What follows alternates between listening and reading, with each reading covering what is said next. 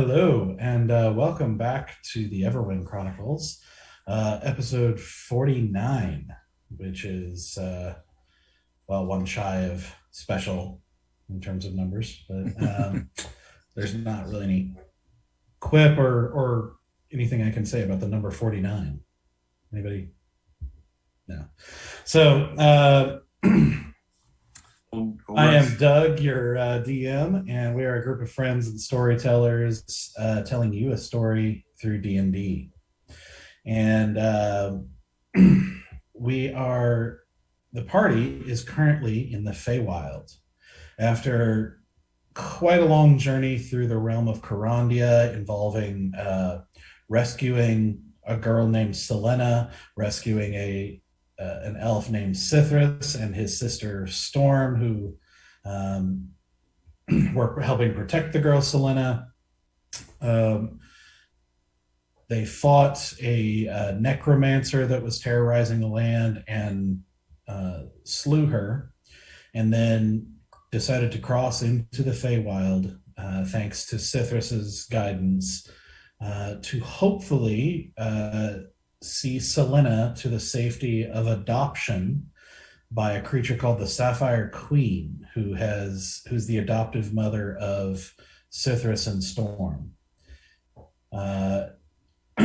They are also still joined by the bard Lopi, who had come seeking the necromancer, although she didn't know at the time she was a necromancer, eventually discovering that her longtime friend and generally a good person turned out to be the necromancer it was revealed in a shared dream to the party, was captured, tortured, brainwashed, and just sort of in some ways reconstructed to be the perfect servant. And it kind of turned her into what she is today. And after defeating this necromancer, Lopi decided to stick with the party a while longer and cross into the Feywild while she decides what to do next. And she's a bard and who can say no to the Feywild, the realm of fairy tales. So the party crossed into the Feywild and had a brief encounter with the love of Cithrus's life, a girl named Lyric, who guarded a mystical library called the Glade of Knowledge. They made their way through it and eventually found themselves in a field of flowers where a stoic decided to pick one, immediately upsetting a hive of bees, who started talking to them and calling for, alarm alert, they're stealing our food, and demanded that they present themselves before the Queen of Bees, who turned out to be a kind of bee with some humanoid features, about 2 feet tall, on a very strange hive that looks kind of like a city. The bee queen demands 100 flowers from not this field, as recompense for the flower that they picked that would have fed them 100 times over. So she tells them about a garden nearby. The party goes to this garden and is greeted by a strange, very large, tall, kind of like a fawn type creature, but slightly stranger in looks, who won't let them pick flowers unless they give him something, and the only thing he wants is a kiss from a nymph that he's in love with, from a pond a ways away. So the party goes to the pond and they talk to the nymph, and the nymph apparently does like this other creature, but can't really leave her pond or go too far from her pond. And her heart is to swim up the rain to make her pond in the sky, and then she could travel the rain to visit him, and all things would be well. After the party tried a few different mathematical calculations on how to transport roughly 150,000 gallons of water, at once, or pretty close. Uh, they didn't really come up with anything yet, and so the nymph tells them that the great furred one would be able to tell them how to swim up the sky. So if they sought him out, then he could give them the answer.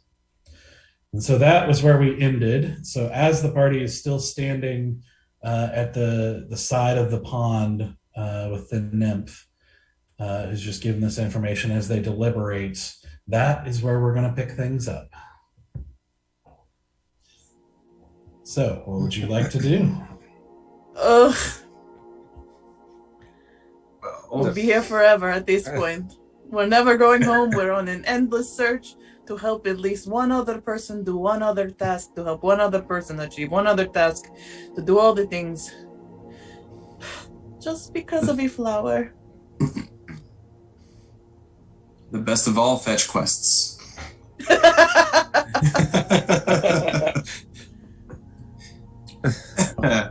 Cithras. Well? Yeah. Just how everything works in the Feywild. What? Favors and offenses and all that sort of thing? Yes. Well, yeah. Every time to do a favor for someone, you have to do a favor for someone else. Well, if you don't have what they want, yeah. You have to find a way to get it. Is there a better way than favors? Well, yeah, solving that problem, I suppose. No, man, I don't. I mean, if you know how to teach this girl how to swim up the rain, I suppose that we wouldn't need to go seek the great third one, and well, we're done. We go back down the chain, and everything's happy. So, and he kind of calls the nymph over, and he's like, "So this book can actually teach you how to swim up the rain. So go ahead." And the nymph sort of swims over toward, like, closer to the edge, and kind of rises up a little more out of the water, and is like looking at you expectantly. You met this guy, and I point at Easy.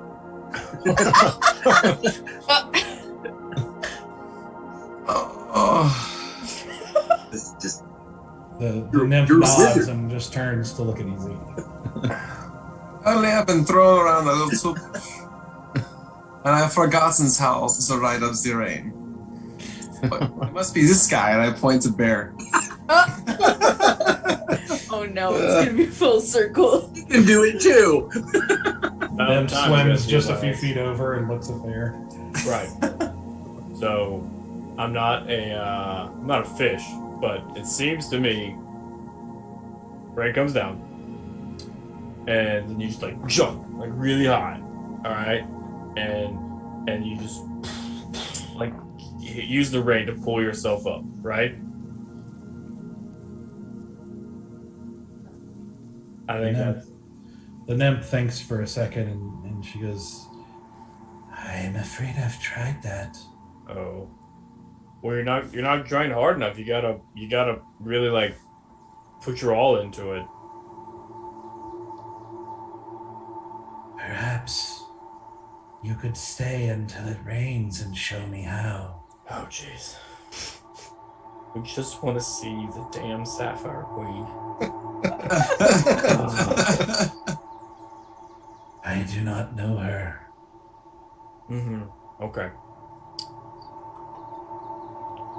Well, who do you know? Besides the third one, do you know this bee and her colony? I have known bees, but I do not know if I know this one in particular. Would you say you're on good terms? The bee says, I've never been this far from my hive.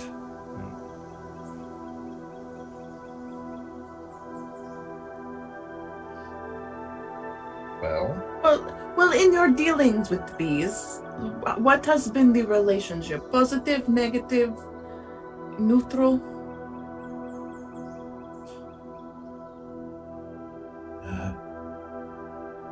they go about their business.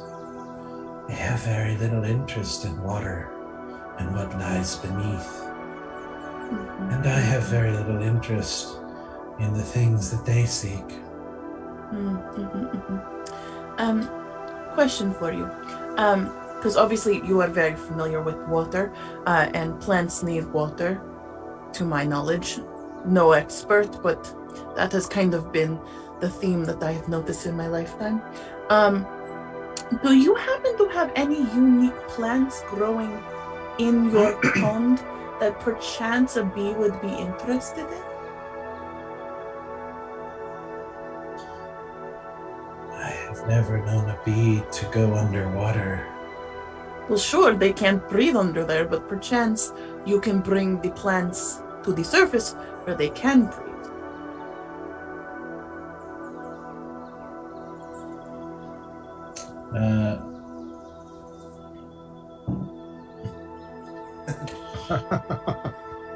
He kind of thinks for a moment, and you just see her head just disappear into the water. And you wait. And then wait some more. Wait a little bit longer. I don't think anyone else has problem with bees. And then eventually she comes back up, and you see a hand kind of reach back out, and it's basically got like a strip of kind of long plant that just kind of looks like seaweed, but like a long kind of single leaf. She just sort of holds it up. Gonna take it from her. Yubi, check this out. New, interesting, unique. Nothing that grows inside your fields.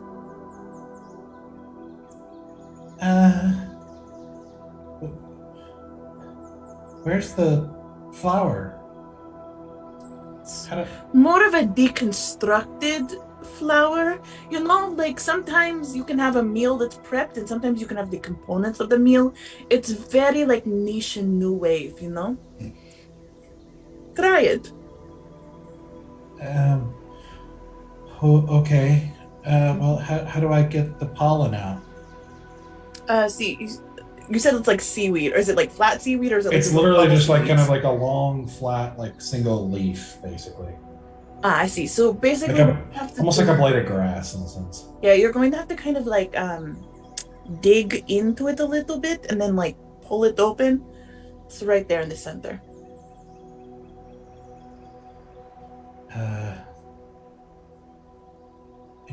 I don't know much about digging. I can try.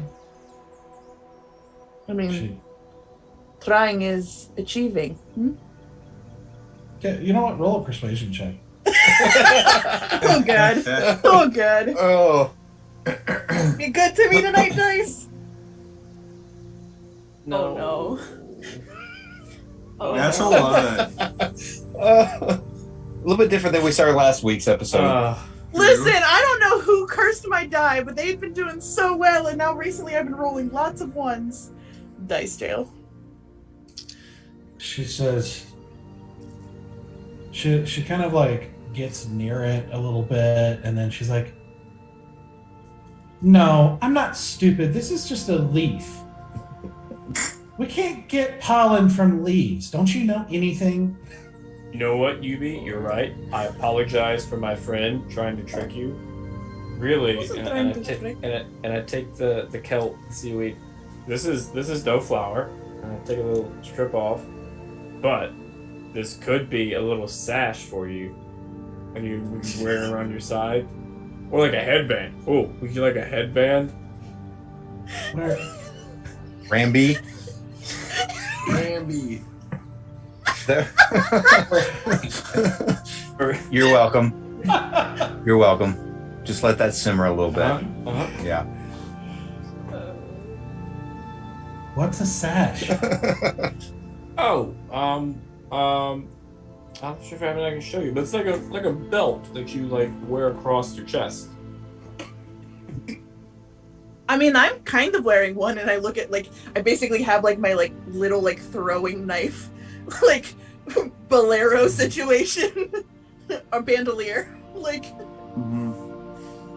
It is kind of like this, but more fashion, less function. I mean, unless you want sharp objects in there. Fair, roll a persuasion check. Sure will. But I gotta pull all Please. that stuff up. Please be better than me. I don't know what my perspective. Damn it! Come back.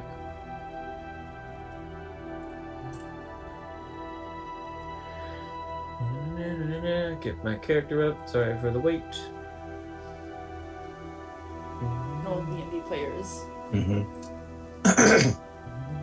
Been there, done I'm that. out here with my dice piles on dice piles. Yeah. Come on. They're Rolled just in out all the triplicate. time, so you know.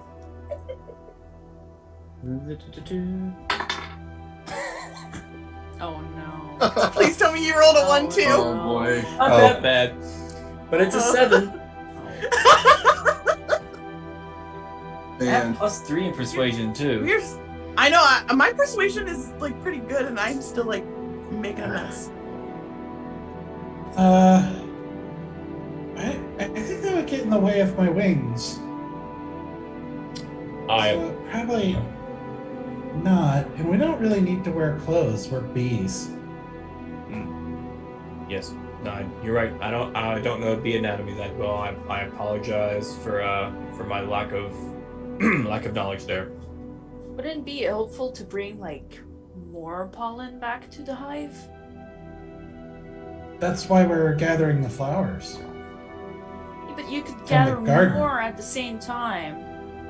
And we can make you Then little bring it. pouches. Yeah. Yeah.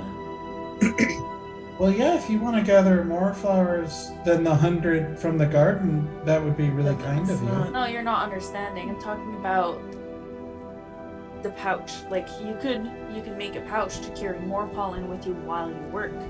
Everyone could carry more pollen while they work, be out longer, and then bring everything back to the hive. It'd be more productive. Mm-hmm. And if I remember correctly, I think you put the pollen on your wings. So then if you get 2 bees, Well, you legs. hold a strip of kelp between you and you put the pollen on the kelp and then you fly that back to the hive.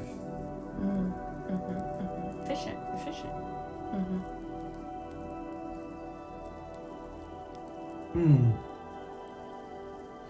Well, we put it on our legs. So our legs, it sticks to our legs, not our wings. We wouldn't be able to fly then. You're right. Yeah, they wouldn't be able to fly then. Bees aren't supposed to fly anyway, okay? Not according to science. Who's science? Who's science? He's this really We met him at a bar once. yeah, he's supposed to be really smart. What's a bar? Something half that a I wish I bar. could hit you with, but You want to hit me? I didn't say anything out loud. I just outthought my inward feelings. Oh, I definitely heard it, and I can't read minds. Yeah, no, I said it out loud. It's fine. Sometimes I have inside thoughts, and sometimes they go outside, which they're not supposed to do. But at least I didn't try to suffocate you in a jar. But it's fine. We're fine. Oh! Have you ever gone swimming? No. So, I know that, like me, you need to breathe oxygen, right? You can't breathe water. Have you ever wanted to go swimming? No. Okay, Water's bad. That drastically changes my idea. But do you know how the bell jar, the way you can put it in and there's basically a pocket of oxygen No. that's inside? Well, you know what? Bear may have had a good idea, and I may have misjudged him earlier in this idea. However, I did not like the approach. But this could be a better outcome. Perchance, maybe the seaweed is not the edible thing, but maybe there's flowers down there. Maybe you and this water lady can work together to go find those flowers down there, and we can just bell jar you. I don't know what that means.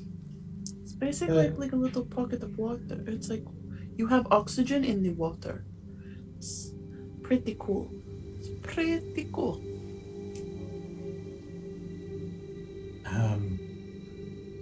Super fun. Funny as hell.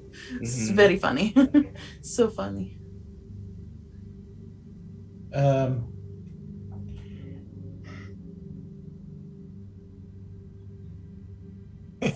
Roll a persuasion check with disadvantage. Yeah, there it is. Yeah, there it is. There it is. You're talking nonsense to a bee. Yeah. Change anything you're saying and talking about going into water.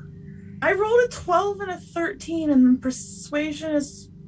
That's perception. Persuasion is +2. So 14? Not bad.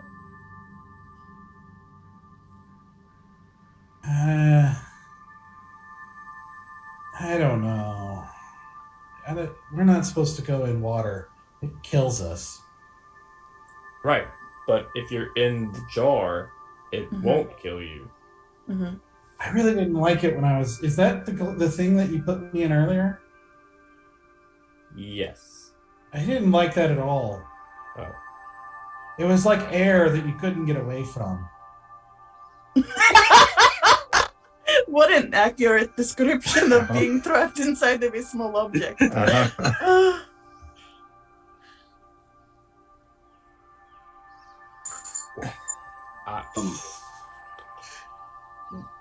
So Greyford one, he sounds like a fun guy. Yeah. Seems like that's where we just need to make our way. Great. I'm loving this so much. I am loving. See what favor that we can do for the third one. Not helping the child that I love very much. I want just Selena to be safe and happy in this world. But I also love going on random adventures into a place I don't understand, where laws don't make sense. Did we get the name of the nymph?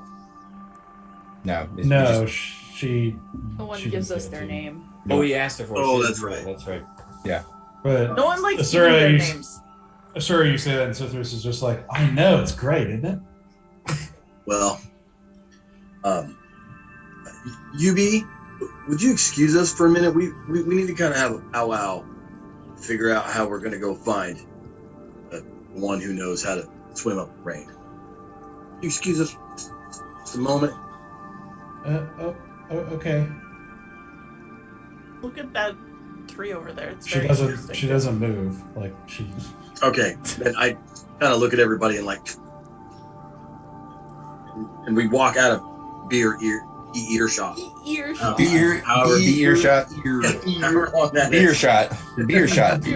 That's how it came out. Yeah. Listen, if we could all have a beer shot right now, I would be very happy. Or two. This world is weird.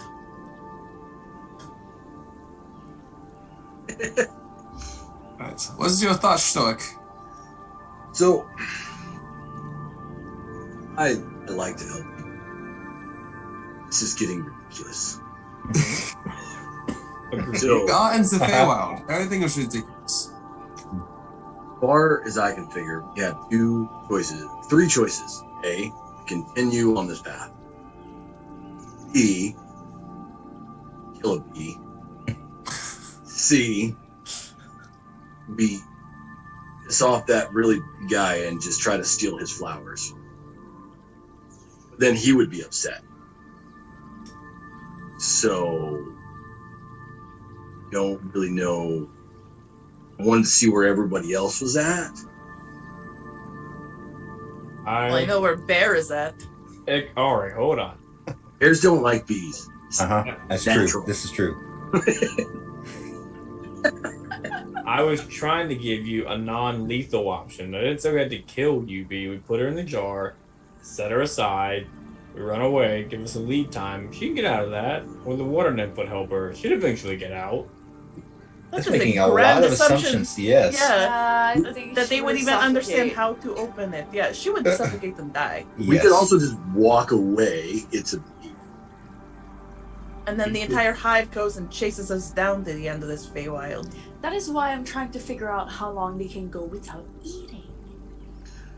How far can we go before they start dying off? What if we just go pick all of their flowers and hold ransom? I mean, I've been I've been thinking about just setting the whole flower field on fire. That's actually going to be a better idea. Luby, I am so glad we brought you. We have Easy for that as Arson? well. I think Easy is better than me for arson, really. Mhm. But like, I'm Yes. thinking, if they don't have food anymore, they're just all gonna die off, right? Mm, No more mouth to feed. that's right. No problem. I would like to point out here that I'm the one with the highest body count of all of you. What kind of body And have- count? Plenty. And I have also actively been someone who is hired to hurt and kill other people. So I'd like to point this out. This has literally been a job of mine. Mhm. Mhm. And Okay. I am uncomfortable with the idea of mass murder of an entire colony of bees. Okay? We're not Why? murdering them. We're killing their flowers. They are sentient. Which would then kill Which them is because they Not wouldn't be able to eat. necessarily. We take out half of their flowers and we say, listen, you leave us alone or we burn the rest of your flowers. And then we cull their population by the fact that we are denying them resources that they need to survive. Did you see We are that? literally creating. There is a word to describe what it is we are talking about, and I don't want to say it because I feel like we will get censored big time if I say it. But it is a problem that my kind faced for a millennia in Erythea, where we were culled and killed because we were feared, and then we were left to live in a very isolated place in the world, in a desert, because no one thought that there would be any resources there. And we created our own society, and we're really good at mining now because of it, because it turns out there's lots of good mining over there. But what happened was the G word, and I'm not going to say it, but I am not going to do that to another species when it was done to my... Okay. Storm goes, Yeah. oh, so that's why you wanted that flower, is because they killed all those flowers, which killed your people. Not quite, but I appreciate that you kind of put thought through. See, we didn't survive on these flowers. We survived not in a desert. So there's that. I have to admit, I was on board with finding the flowers. I didn't want to hurt the bees. I was okay with that. We went to the big wall, and the guy was like, "You can't have my flowers." Kind of seemed like a jerk. I was okay with taking the flowers. Now, we're going to a nymph, trying to convince her to move in with a guy she barely knows Just and kiss. kiss him. Just kiss. I'm not comfortable with any of this. Out of the nymph, the bee, the wall guy, fuck wall guy. Just saying. We can find other flowers someplace else. But why can't we just I wish we could just convince him to let the bees move in to his wall area, and that would help his garden. But He wouldn't be so lonely where he had to get a nymph to move in. yes, and they would help his flowers grow. I think this is beneficial for everybody. He seemed like kind of He just wants a kiss. I don't think he wants anyone to move in. There's a Well, lake you or made her a pond. pond. Yes. But he So- literally said, just give me a kiss and then we're good. It's not even that. He said the promise to kiss him. Like that's Oh, well, we got that. We got the promise. promise to agree to kiss him or something along those lines. We have that, actually. She told us she would do it. So we have what he wanted. well that and I slowly turn towards Easy and go, I've seen you turn into a lot of people. I was thinking about the same thing. If we Now follow that there's trail, more. okay, and we hit the 24-hour mark, okay, at some point, and we're still on those fucking errands, either you're gonna have to take one for the team. I'm just gonna have to do it because you can't keep doing this.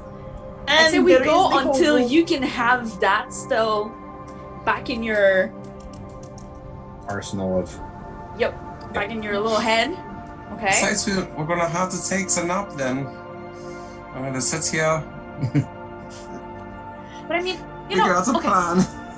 So like, you know, there's a story of someone mining and everything, and they keep on mining because they're promised there's diamonds at the end of that, you know, cave and everything. Just keep digging. And the person keeps digging and then they stop, you know, because they're not gonna find diamond.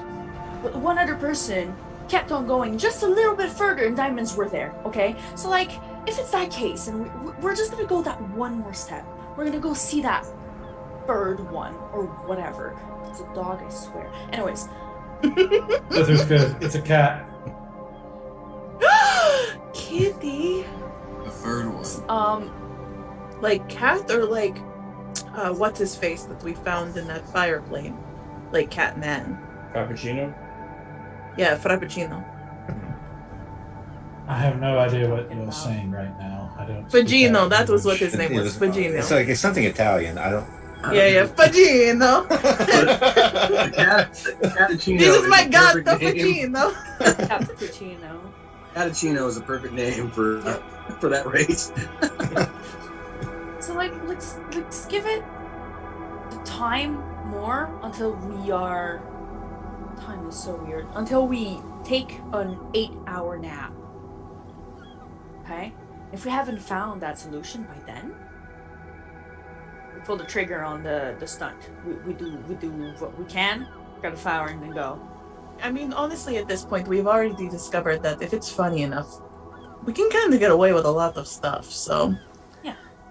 Easy kissing that wall, dude. Pretty funny. That would be hysterical. So, are we all in agreement? One You're more. all me big times, yeah. This is enjoyable for me. Weren't you wishing for romance? This could be it. This could be your shot at it. Easy, see the bright side.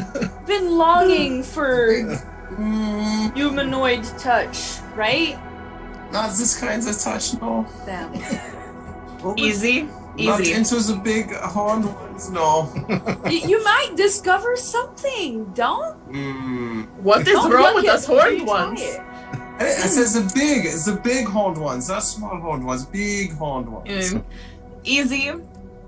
If it comes to this, and we need you to take one for the team, I promise you, on the other side of this, I will wingman any situation you need.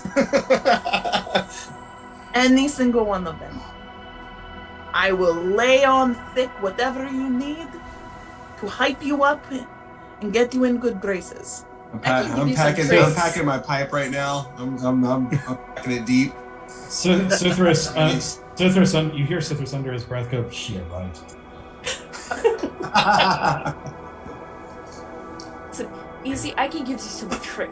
Okay, I'll give you some, charisma, little classes and everything. We'll prep you up and everything for after.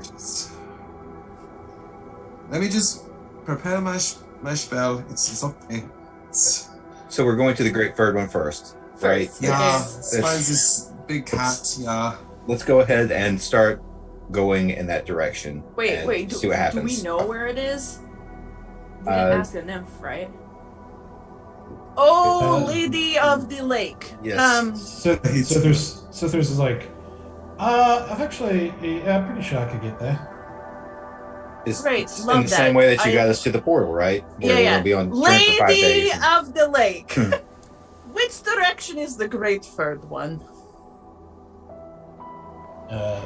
She lifts an arm out and just kind of points nightward. Excellent. We're finally Nightward. heading not dayward.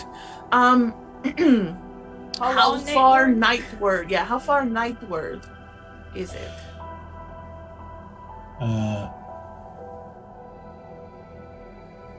I do not know how to answer that. It is not far. Not far, okay. Great. I love that. I love that very specific amount of time and distance. Mm-hmm. They don't know what time is. Or distance, apparently. Just- You know, Agreements. it's one more. that. Well, Yeah, here- this is the last one. This is the last interaction. No, but you I guys was know. saying- Go back then we This go is back. not the last one. You know that, right?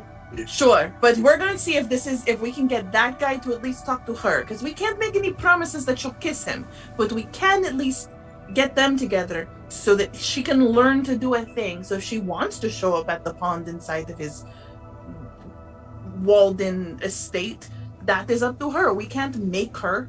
We can lead a horse to water. Mm-hmm. And in this case, we can lead a nymph to the skies. So She what wants she to chooses kiss to him. do with that information is up to her. As you say that, the nymph says, I do like him. See, she likes him. That's what I'm saying. We already have the promise. She said she wants to kiss him. Yeah. If I have that knowledge, I cannot. But apparently, I don't think he wants to leave his walled-in place to come to her, which really is not a good way to start a relationship if you aren't willing to, hop the wall and really go on that journey. Leave of your comfort self-discovery. zone. Yeah. Yeah. He cannot leave very often. Yeah, well, he could leave every once in a while, even though he's a man of faith, every once in a while he could just close that book, and just look at what's around him and He is not a man. pray to another body. It's fine. He is not a man, and I Yeah, do no, not it's a think he is of faith. Yeah, no, it's more of a metaphor. Look over at Valen. They go, she talking about you? Oh, okay, never mind. You see Valen pick up a book. I just Cithras just looks at Ashura, is like, you too? He gets all the ladies. What is- That's all I'm saying. What is with this guy? I don't know. I think somebody resembles that remark. I swear to God. Maybe Why are we she's friends? Valen into a nymph, huh? Anyone would kiss. It's true, Valen is very good with the ladies. It's very good, ladies. I mean, look at him. I don't know. For a human, you are very attractive. Thank you. It's a high compliment. I mean, the human race did go after my people for a long time, so, there's that. But you are very attractive. If you weren't my brother, I would absolutely not engage in that, but I'm sure someone would.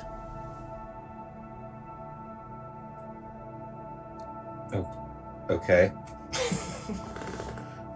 But we can still cuddle, Confusing. so there's that.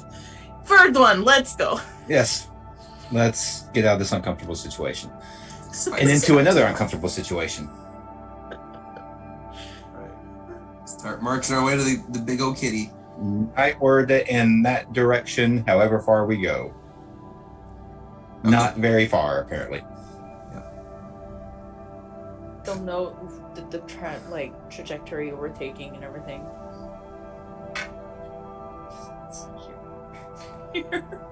So after Cithras and Storm get a bid farewell to the nymph, promising that her dreams of being in the sky and having love forever will soon be fulfilled. It's a lofty promise. No pressure. Mhm. He just starts walking off, and you have to start following him. Citrus, dear heart, you can't just start promising things like that. Oh no, I didn't really. You did. No, we just said we would go talk to the great third one. We made no promises of what's going to happen when it happens. We just said we're going to do the thing. Yeah, sort of implied, promise. Mhm. Promises are implied now. That's Heavily, that's amazing. yeah, heavily implied. In fact, entirely fabricated. One might say. Yeah. I'm okay with this. Of course you are. Mm, Awesome. right. I have to say, this is probably a little bit. This is probably a little bit better plan than the mass murder of a hive of sentient bees. Keep your I was options beginning to think open. you weren't really getting the spirit of this place. That it's a nightmare. Well, sometimes that's true. Yeah, Like see, right now. spirit is not something that I really possess. I didn't go to high school or anything like that, so didn't learn the art of spirit very early, you know. Mm-hmm. Storm's like, high school? Is that in the sky? It can be depending on what you're smoking. Well, I already fly. Then you are halfway there. Mm-hmm. In fact, you could say you're living on a prayer. So. To who? Children? I don't know. I don't know who that is. You don't know who Children is? One Never Stoic's met him. really into. Me, well, I don't know if I've met him. I would be happy to tell you all about him. Oh God. Oh God. We'll go with No. them. Okay. No, thank you. No, thank you. Leave them in the back while we walk. Yeah. But first, Yeah. Cythrus, we do like it here. The issue is we have some urgency, and I've noticed that urgency doesn't seem to be important in a place that doesn't have a sense of time. So Makes sense to me. we get the spirit, and we do like this place, but we are also on a little bit of a timeline. Well, then you're in the wrong place.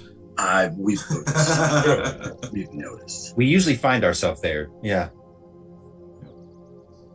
This seems to always work out. But if you like, I'm about to teach Storm about Aldrin. You're more than happy. You walk with us. Who's that?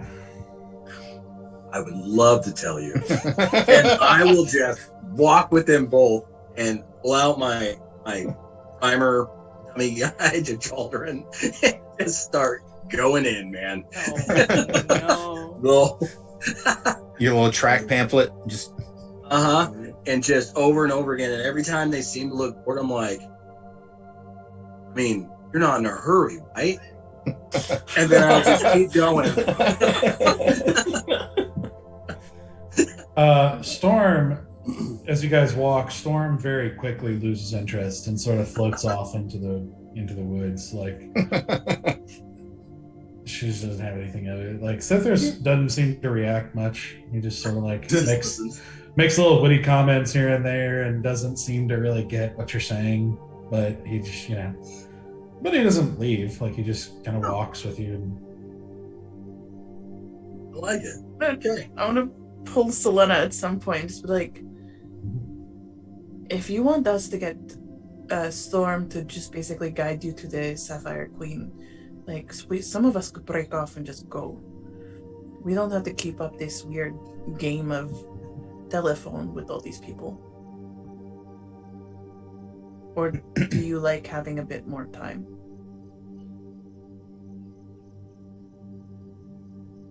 Well, I understand that you have to get back to Carandia and you have to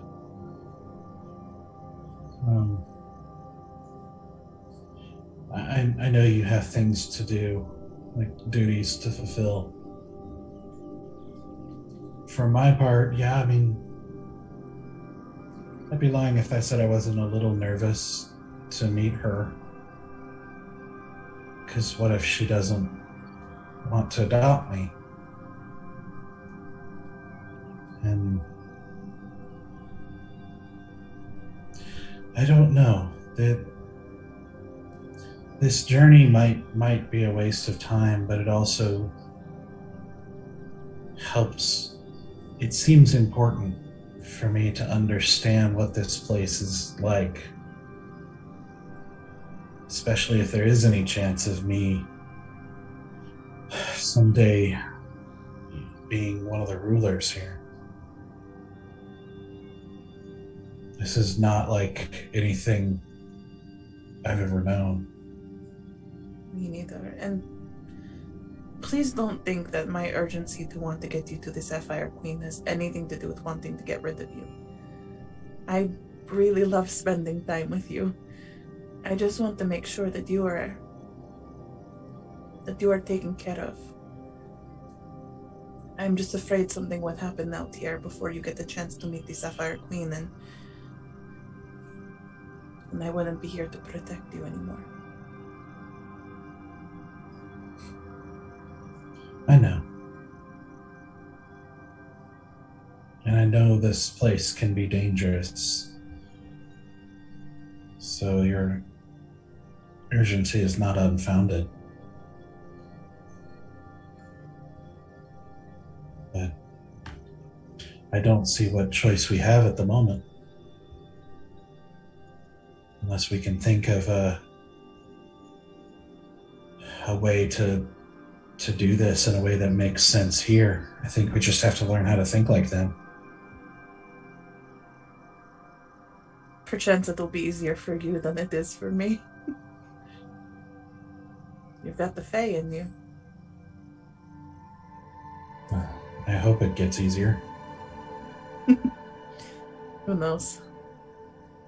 If it doesn't get easier, I think you'll get brighter. Maybe. And she kind of takes a breath, like a deep breath, and she says, there is something about this place that feels like I belong here. Far more than I ever did at home. If you could call those monsters home.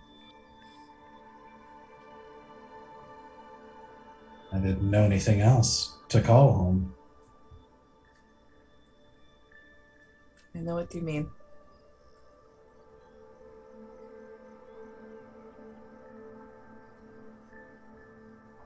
Well, maybe we'll be able to think of a way to get what we need from this cat.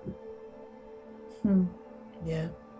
And who knows, maybe all these people we're meeting are good people to know. It's possible. Better to make friends than enemies, I guess. Could be useful. Especially for an up-and-coming autumn princess. Yeah, You we'll can see. still say no. I will never make you do it. And I will always be here no matter what choice you make.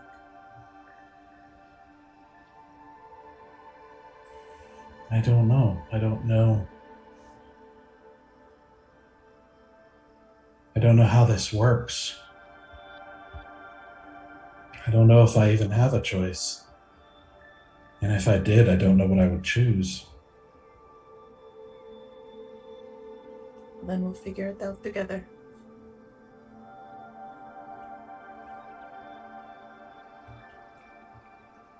She just sort of nods and falls silent again. She still has my green ring, correct? Because I gave it to her before the battle. She's not wearing it, but as far as you know, she still has it. Okay, I'm just gonna mention the green ring and see if she'll pull it out. She does. And then while we're walking together, I'm gonna tell her about Rieta. Okay. But when it gets to the part where bad things happen, I stop talking.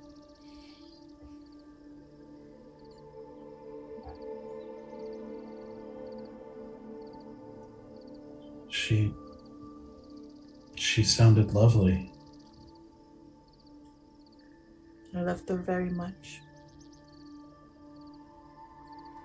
She was the first one in the entire world that I could have called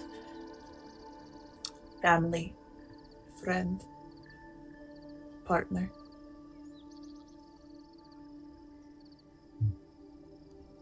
She was my whole world.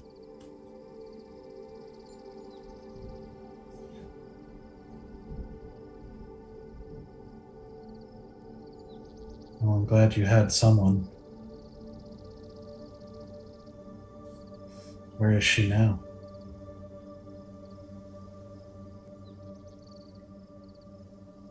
I don't know where tieflings go.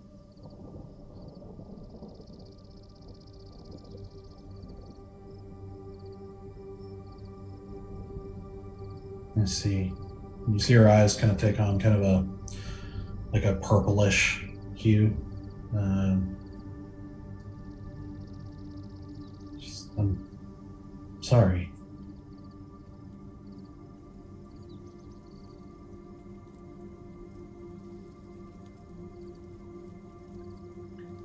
It was my fault, so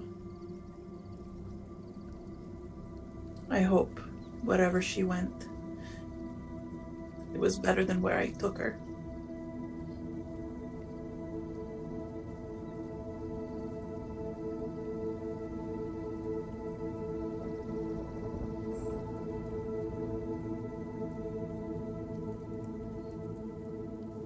Did you learn from it?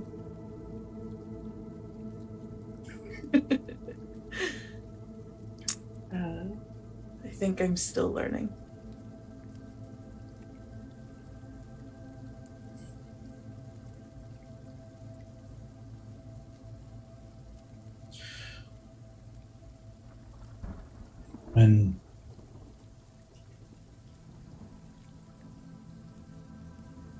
When you all killed my parents,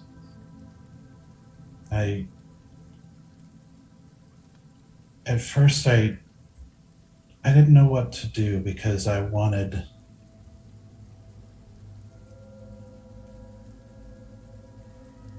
part of me, I mean, they were the only parents, the only thing I knew. And even despite them being not good, there's still a sense, there's still loss. I didn't even understand why. I still don't know why I would feel that way about people who were nothing but hurtful to me, but I did. And the other part of me was angry that I wasn't going to get a chance to take revenge on them.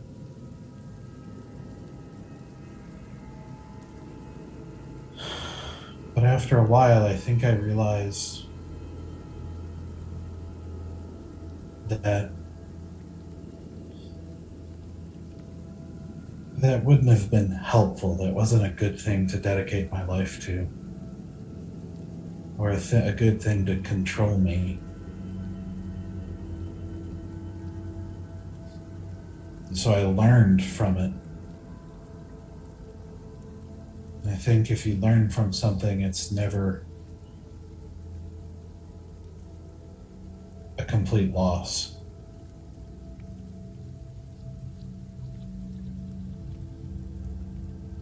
I know what you mean. Callista was the only mother I ever knew. She took Henrietta and I when we were young.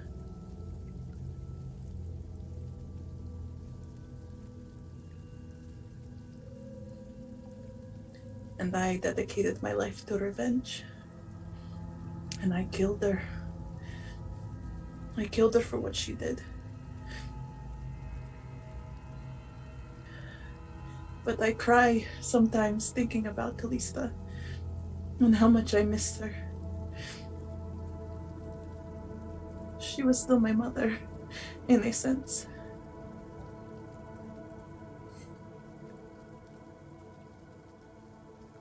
And it's hard when you dedicate your life to revenge, because afterward, what do you do? If you complete the goal, what do you do after?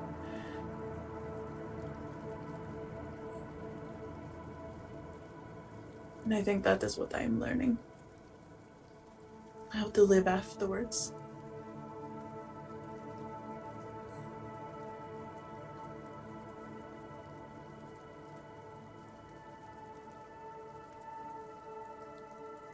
Me too. I'm sorry for putting myself at risk needlessly.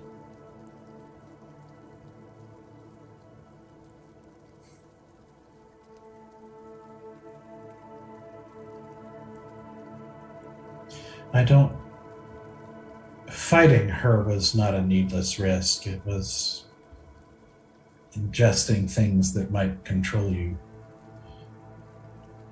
You understand that, right? Yes. I thought I was doing right at the time, but...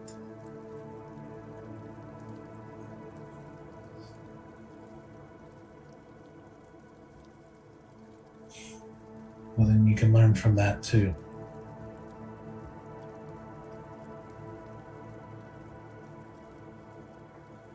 Living is a lot harder than I thought it would be.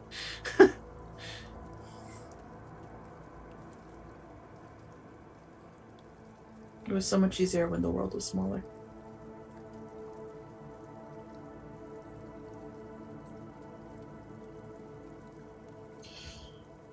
Yeah. Maybe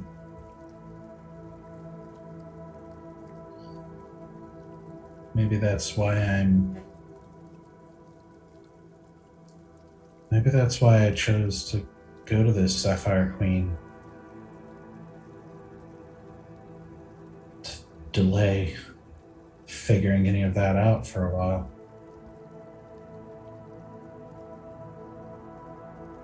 I think it's okay to delay it every once in a while, especially when you're young. You deserve that time.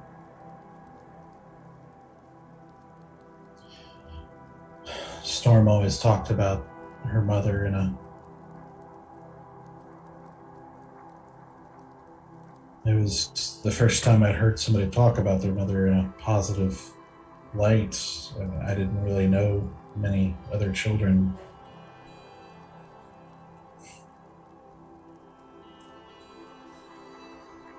Made me want to know what it's like. Well, then let's figure this whole situation out so that you can decide if that is somebody that you want to look up to.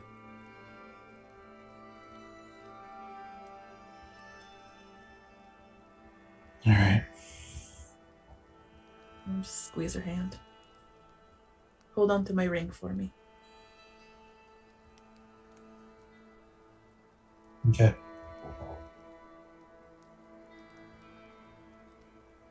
And maybe while we're here, we'll learn how to think a little more ridiculously. I feel like we need to lean on Easy for that one. He has a way of always seeing the positive and really the strangest of outlooks on situations.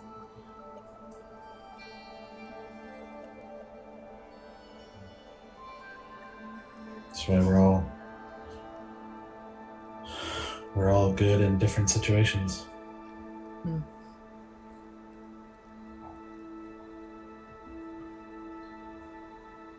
So you continue to walk, again, never seeing any paths or roads, just seemingly wandering, like in a way that's like Sithris walks with this sort of like meandering confidence, like this sort of like just flirting between like this guy has no idea where he's going, but he seems to know exactly where that is. Are we back in the flowers? No. So what seems to be happening is you're headed back towards Nightward, but you're also headed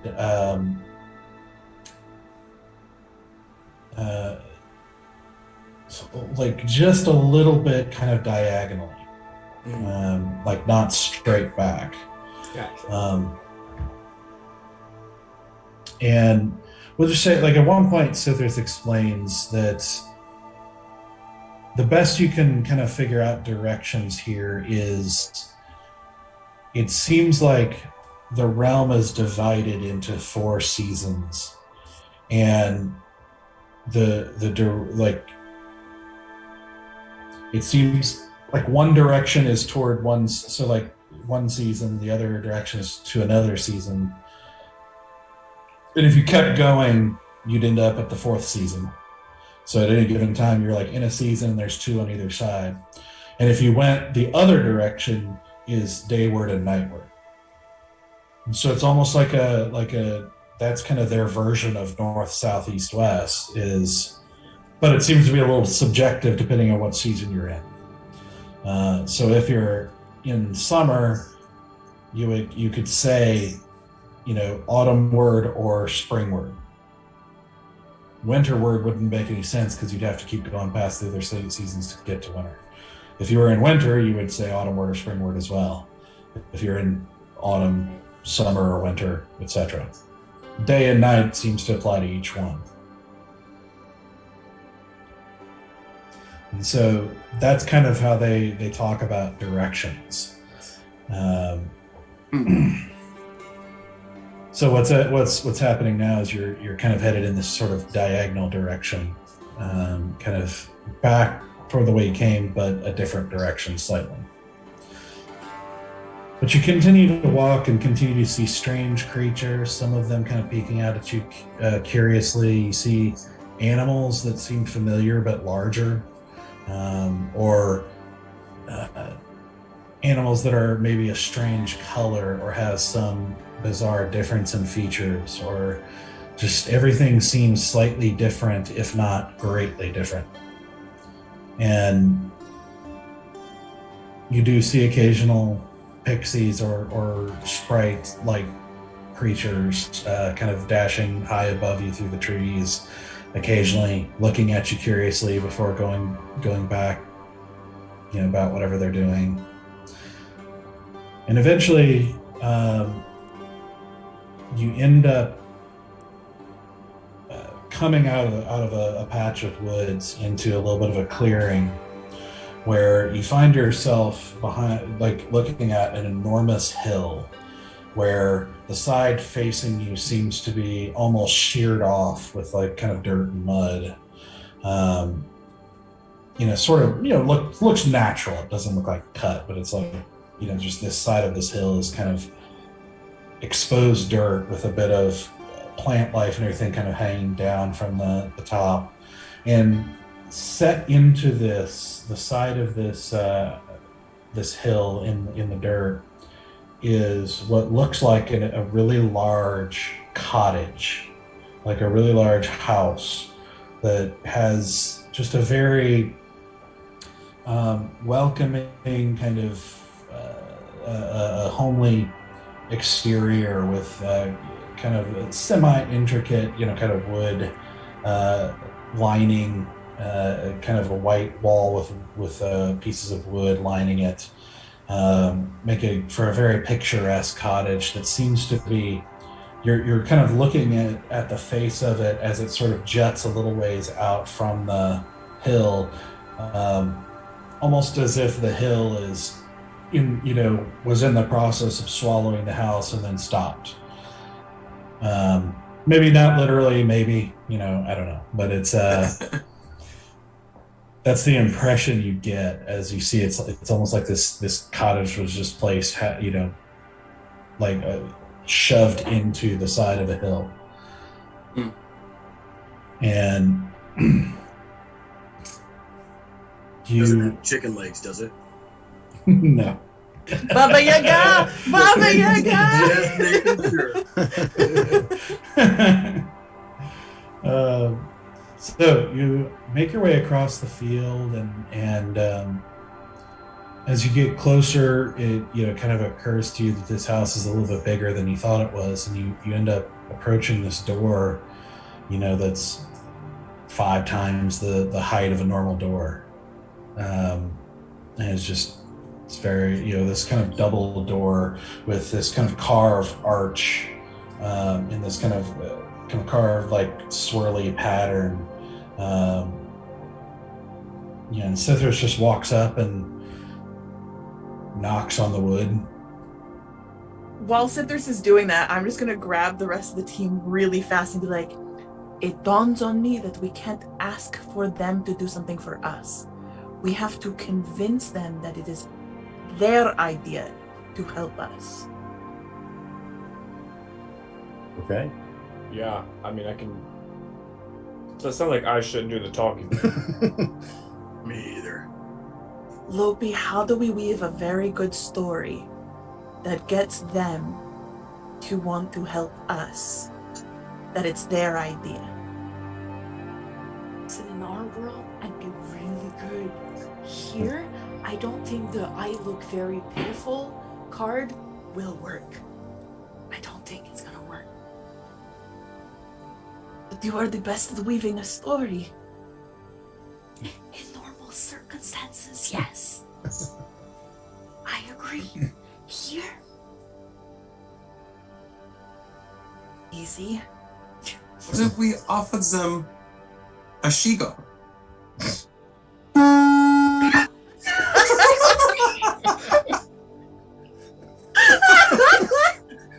I blow on the sacred conch horn.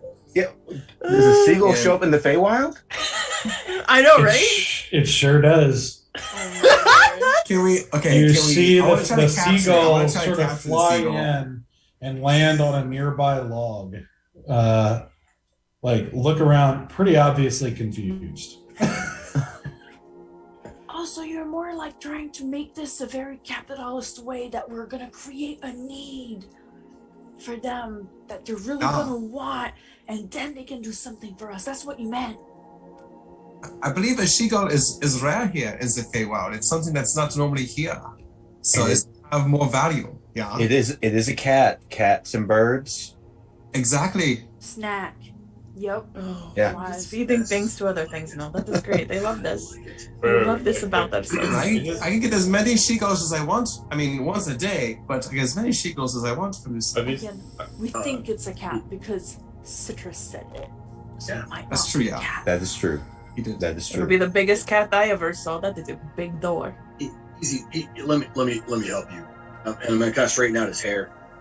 Because in my head, every time he blows on that conch, his hair goes whoop like a curlicue.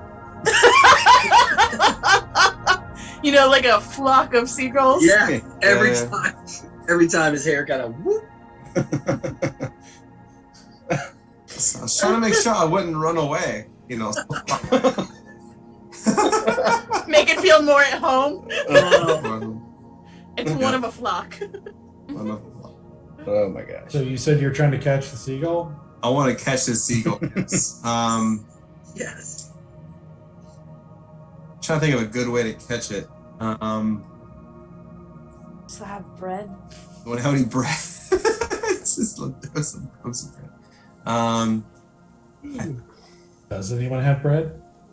I mean, Yeah, we've got a ration. Yeah, rations, We but I did don't pack know. up a lot of food before leaving. We did. because So we probably won't have some eat like anything hard here. tack. You know, we have like hard tack bread. Seagulls will eat pretty much anything, anyways. I mean, True. that is True. oh so true. They are flying. Choke They are on, like, flying lamb cats. before.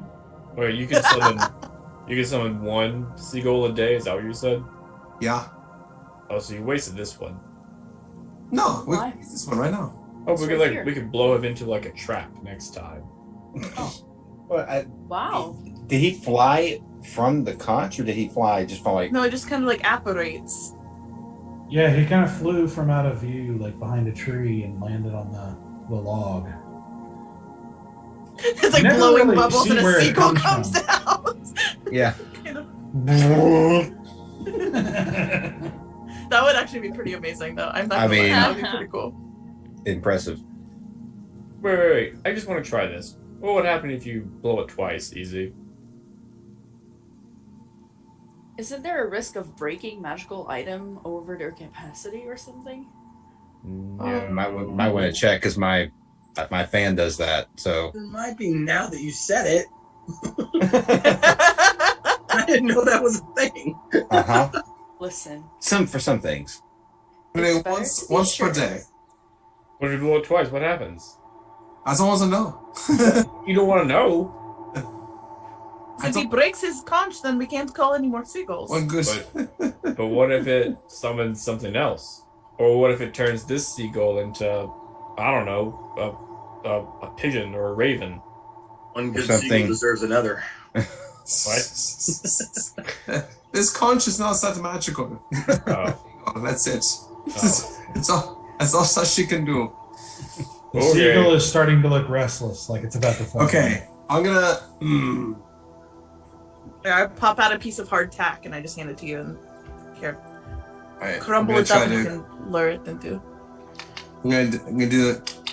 I'm gonna the flick some to call a horse? some bread at it. Here, seagull. Make a animal handling check. Can I try to boy. help? Like, okay, but like, How? add some berries. I also have berries in there. Like, Oh, can I do try a to make it nature little check? bit more. If Or is you're it- just I guess- trying to determine something about the bird, yeah. I guess you're right. Never Yeah, mind. you're You're right. trying It's to- animal handling for sure. Yeah. Did that help? What's that? I'm adding some dried berries as well. It Just might.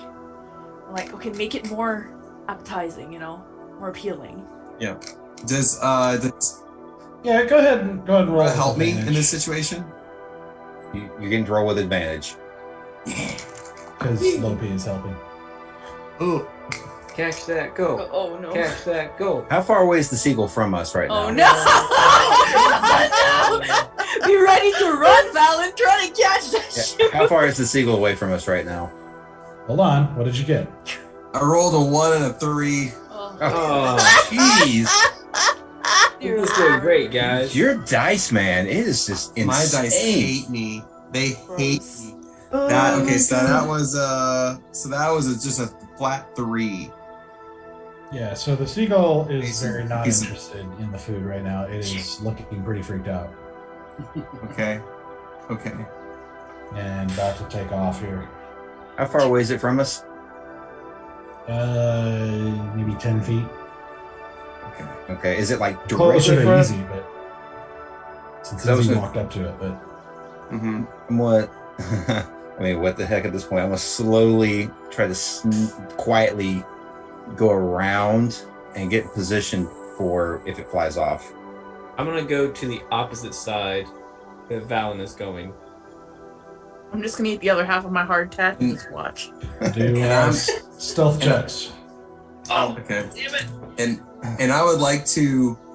Get my berries back. I would like to cast minor illusion. Okay. A very attractive looking seagull.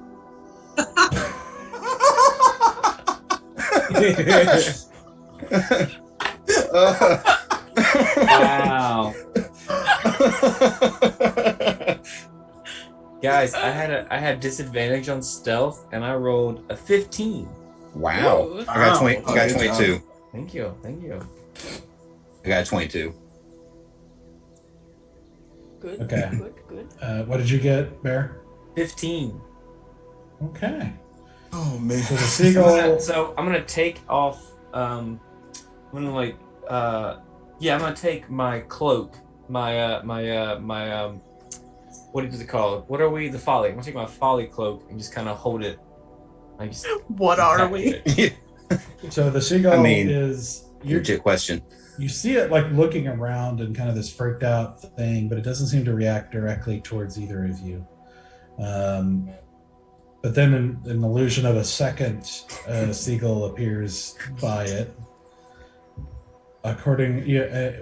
So you said attractive. What does this seagull look like?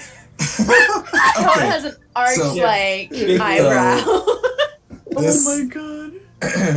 this seagull Well preened. has Go been, ahead there, Chris. has been sprayed with some slight mist. So it's like some dew on the top feathers right there. It's just like the eyes are a little bigger than a normal seagull. All right, just a little bit more eye action. More full breasts. The seagull. Do we hear White Snake in the background going?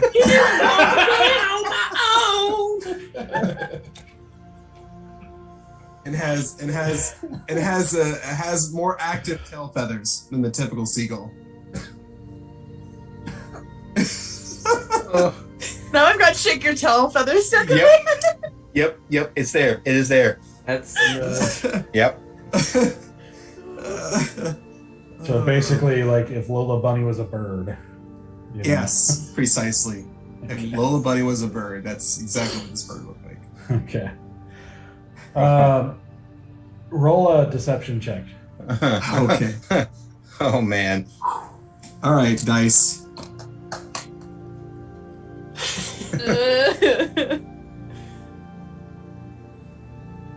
Oh, that was a 9.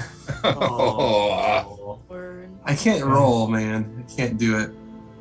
Do I have my aura thing with? It only counts on saving throws. Oh, I get you. That's right. Yeah.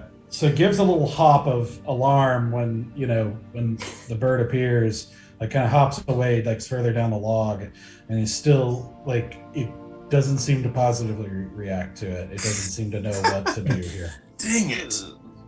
Yeah. La, Yeah. la, la, kiss Yes. the bird. The bird. Seagulls don't react well to casual sexism in the 90s. Well, And anthropomorphizing animals to make them sexier. That is such a strange thing to do. As I like make my horns look extra pretty for Stoic. Who is sitting by you, by the way? Because I've just been like, And I've been sharing my food with you, so this week has been sitting here having a great time. It extends its wing, about to take off.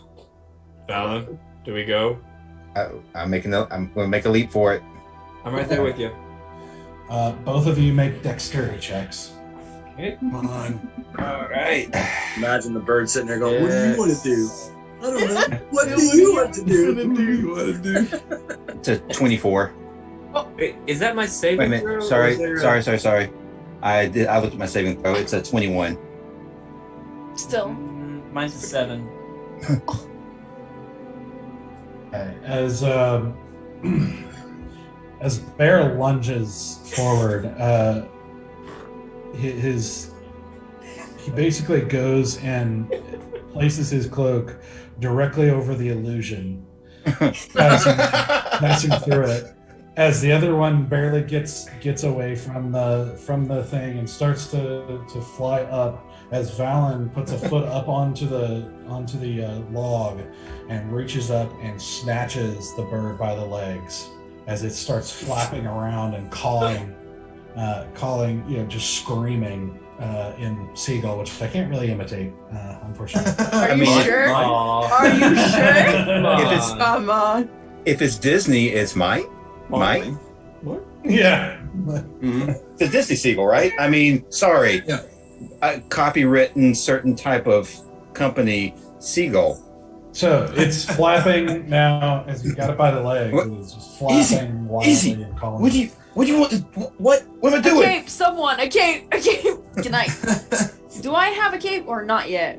Because it was commissioned, right? I got it. No, I think you did. Yeah, it was commissioned after they as they were picking all the others up because they had forgotten. Okay, so I'm gonna take one, Thanks, like Dad. the one from Bear's back, and just take his cape and try to put it over the seagull so we can just Okay. So now you've got a very upset seagull Mhm. walking away in a cloak. trying to wrap it, like you wrap a baby so it doesn't move anymore and it's kind of comfortable. But you can do the same thing with birds and you cover their eyes. We're swaddling this bird. Yeah. Fine line between swaddling and smothering to a panicked bird. Listen, Tomatoes and onions, right? I mean, just see whatever. no evil, no panic. Still makes a great pasta. Mm. We should get Okay. some seasoning and some red wine. We'll have a good dinner tonight. Jesus. Mm. All right. Well, Wait, is that a real seagull? But- Like a real seagull, or is it a magical seagull? It's a real seagull, yeah. Okay, so we can technically I mean, eat it you're- in times of need. You're feeling it physically in Yeah, the but I'm asking easy, if it was just familiars and such, if you kill them, whatever, Yeah. they poof out of existence. Does this one is actually a seagull? It's a real seagull. So next time we're starving, we know what to do. we're finding out some interesting things about the Folly right now. The Feywild has brought out some really. It's survival Interesting. 101, Valen! You can Is it eat the a same bird. seagull? I could What? Time you blow the conch? once per day, yeah. I can summon a real seagull. But is it the same seagull? Mm. So if we hold on to this one till tomorrow, blow the conch, will nothing show up? I think we'll get a second shot, I think. Yeah. Okay. All right. Okay. Just cast like magic missile every time a seagull comes out and it's annihilated. Dinner is served. Every day we have a supplement We have of a seagull. seagull. Yep. Has the cat answered the door yet? I hope he was watching the whole thing, honestly. I mean, Well, you were talking about hilarious. Yeah, what you did see is Storm is just giggling constantly through this whole thing. Cithras is chuckling, and even Selena has a small smile as they're just watching this whole thing go down. But as that happens, like right as Cithras is turned back to you to watch this, you hear a creak as one of the gigantic doors just opens, and nobody is opening it. It just seems to be opening on its own. No. Is it dark Cithras is just like- inside the door? Wonderful. Let's go. Well, wait, are we invited or not? Because last time Well, I don't think you'd open the door if we weren't. it could be a prank. It could be Well, I suppose that's true. You should go first. no. You were up to that door first, sir. Well, okay. After all, I am a hero now and not a coward like some. Wow. Do you have one of those? And I show like the dragon tooth. Like, I don't think so. Oh, I've got plenty of my own, see. Thank you, though. And he just turns and walks in. A very underwhelming teeth. Mm-hmm. I prefer mine with a little bit more tusk. Storm goes, like a pig? Exactly like that. Listen, if I'm a goat, then I guess I'm dating pigs now. I don't know what's happening. Jesus. I tend an ear, trying to see if Citrus is dying or not. Make a perception check. Nice. Citrus, are you dying?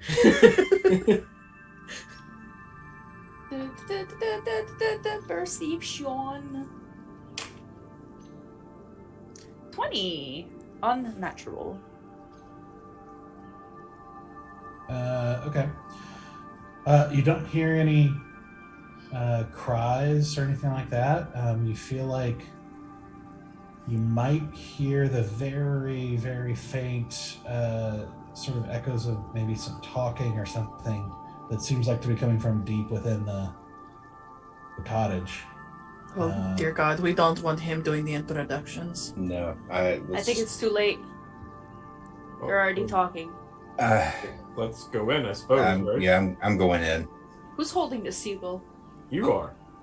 I am. Mm-hmm. You're the seagull. I was like, shut up! I'm trying to hear. Okay. Cool. So you guys make your way in. I'm like Inside. checking. I'm just checking everything, like everything around me. I'm just like, I want to make sure we don't get trapped inside of a big scary house. Sure. Make a perception check. Oh my God, please work. I'm just walking right on in.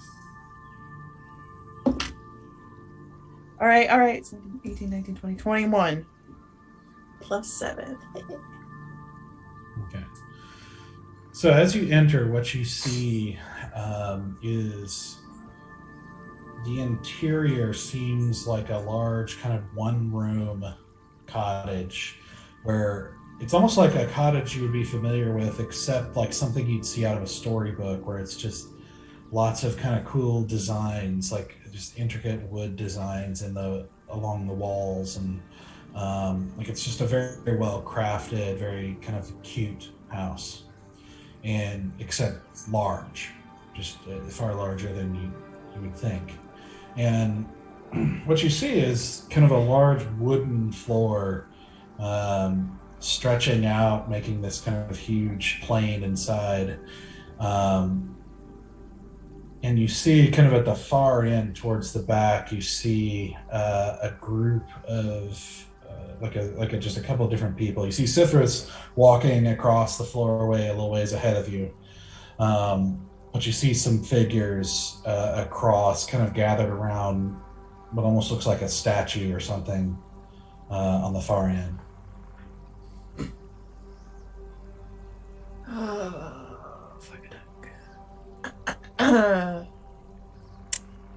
Cool.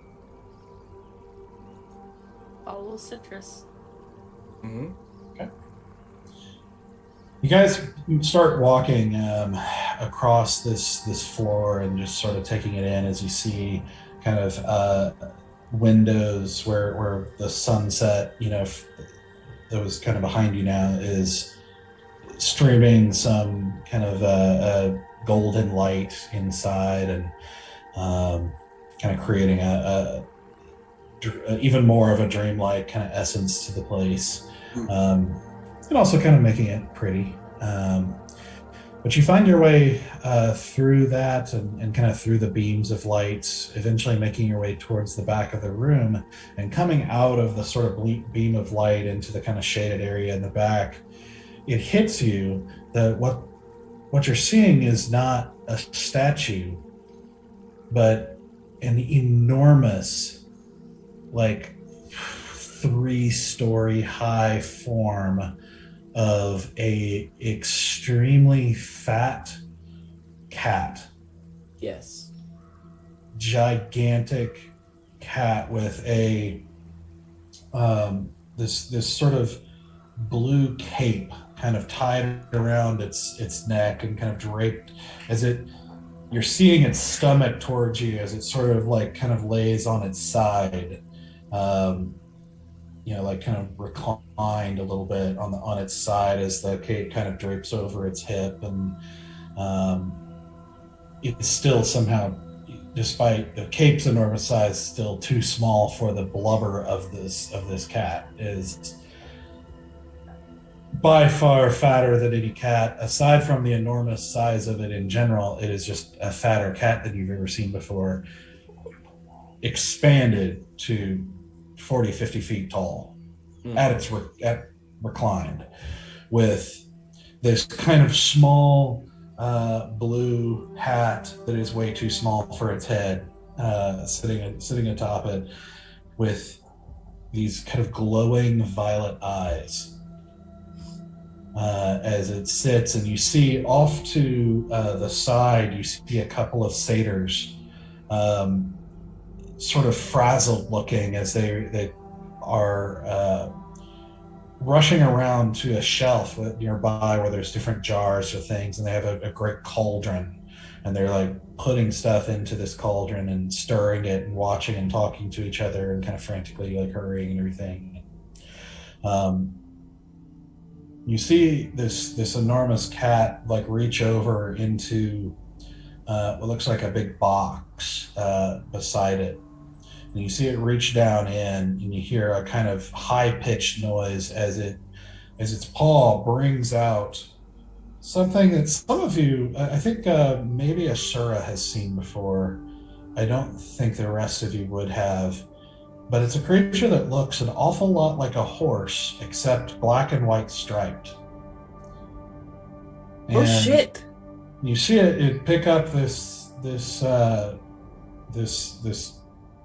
zebra, and you hear this sort of like, even feeling it in like trembling in your feet through the ground. You hear this rumbling purr as it regards the zebra for a moment, and then opens up its mouth and just in one bite downs the zebra.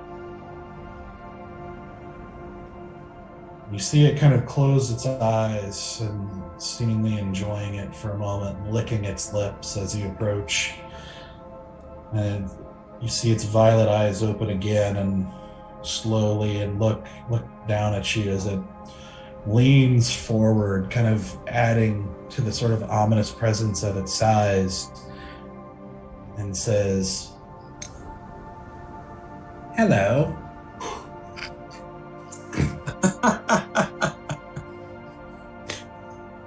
That was some Buster for Jones nonsense if ever I saw it.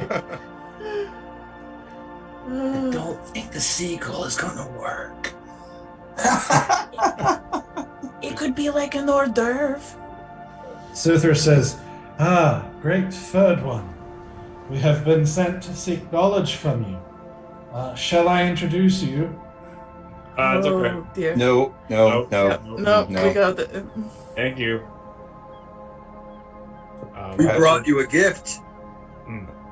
Easy. Oh, Jesus, no. Jesus, okay, all It's right. not a gift, Oh, it's that's an not exchange. That's not It's not a gift, it's an exchange. It's his idea. We have to make it his idea. It's not that hard. What? That's why we brought Good. it. Off to a great start. Yeah, That's why we brought it. Okay. If you say. What? I thought it was a gift. I may be incorrect. More of an exchange. Yes. Knowledge for snackage.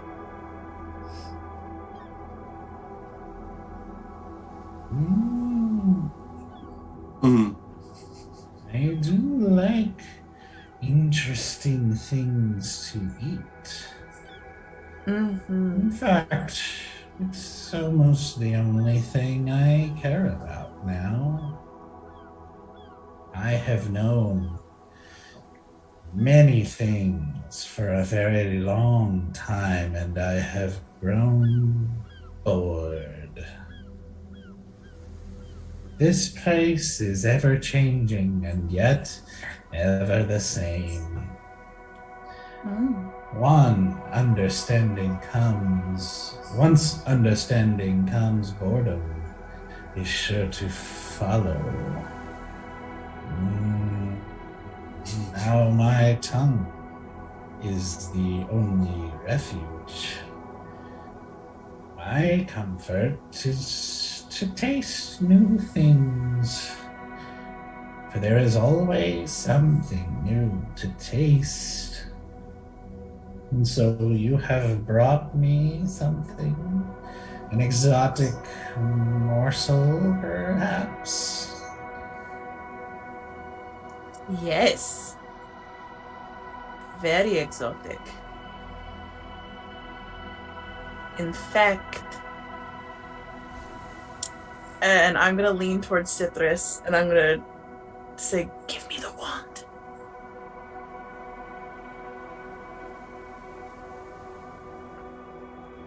Give me the wand. What wand? The one that Easy gave you. Easy gave me a wand. Yes. Well, if he gave me a wand, I don't want to give it to you. Give me the wand now. It'll be funny. It's going to be hysterical. Let's see how. It's not very funny for my gifts to give to someone else, but he hands you the wand. All right, and then I'm going to pass it over to Easy. Oh, great third one. We have in our possession an exotic bird. One that does not taste like any other bird on the material plane. For birds are usually thin and stringy, not a lot of flavor, but this one packs an exotic palette of, well, I could not possibly explain the glory that is this flavor. You'd have to taste it for yourself. However, we do require a bit of knowledge in this exchange. We have a friend who wishes to swim up the rain to the sky in order to create a new pond, and we need that knowledge. So I propose knowledge for exotic flavor. Fair exchange. Mm-hmm. Yeah. Rain. not a one-way street, as many have supposed. Clever nymph. I wonder what a cloud tastes like. If you could make a cupcake out of clouds. And would a cloud taste different if it had thunder? It'd probably be spicier. What would an acid rain cloud taste like? Another fine question. Do you have one? Nope. We Acid, that yes. snack Clouds, that we no. proposed. These are all very interesting questions, and one such as yourself, I am sure, is incredibly capable of discovering these answers. We merely only need the skill. You could collaborate with this nymph to perchance accrue new flavors, but what we have is only available on the material plane, and we wish to exchange it to you for the knowledge. Long time since I've been there. I was born there. Were you? How interesting. I would love to go into grand detail about that knowledge and history over a meal after you share the information with us. Pray tell, what is this snack you propose? Oh, she explained it in detail when we started this conversation. It is an exotic bird of the material plane that tastes unlike any other bird. You will forgive me. I have had many birds. I am a cat, after all. Of course, and I do not mean to presume that perchance you have not heard of this bird before, but this is a unique variety, recent to the material plane. And if you have not been there recently, well then, it is my pleasure to be able to exchange this for knowledge. How is this unique, you say? Well, it does not taste like any other bird. It is a new strain of exotic flavor.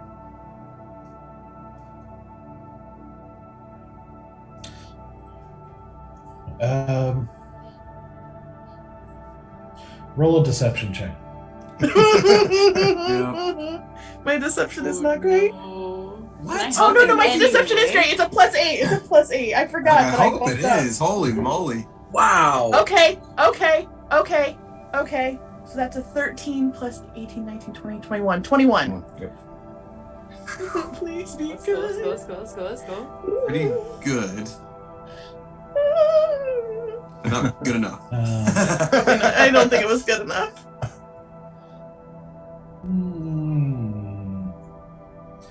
I'm afraid there's not many birds that I would be interested in. Unless you have a phoenix in your bag. Funny you should say that. Who has minor illusion? Nope, that's not gonna work. This You kid. want to need major illusion. Yeah, I think I have a pretty strong illusion to make a phoenix come out of thin air.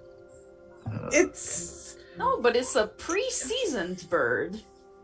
it's an offshoot of the phoenix. It's not a phoenix, but it is a new strain of phoenix that recently developed in a strange series of, I don't know, it gets into some sort of genetic split. That is not my forte. I just know how to catch them. I have been alive for a very long time. I have been to the courts of the Fae and known the powerful and the weak. I know much. And part of that knowledge is knowing when I'm being lied to. Mm-hmm. Well, it's a good thing I'm not lying, so that would be awkward. You do not have a phoenix. No, we do not have a phoenix. I already said we don't. It's more of like an offshoot. Broadly speaking. He just sort of turns his large head and kind of leans back and says, I'm not interested in your garbage bird. Have you heard of the pineapple seagull before? I know pineapples. And I know seagulls. But have you ever had them together? I have had them both. It's enough. Seeking a quest of finding new flavors and new things, but seems you're so willing to pass out this opportunity. Yes. These people are I guess then that interesting and new flavors are just not really what you're actually seeking. If ready to you give up on actually your brought quest. me something interesting, I would be interested. So you've had a seagull that tastes like pineapple.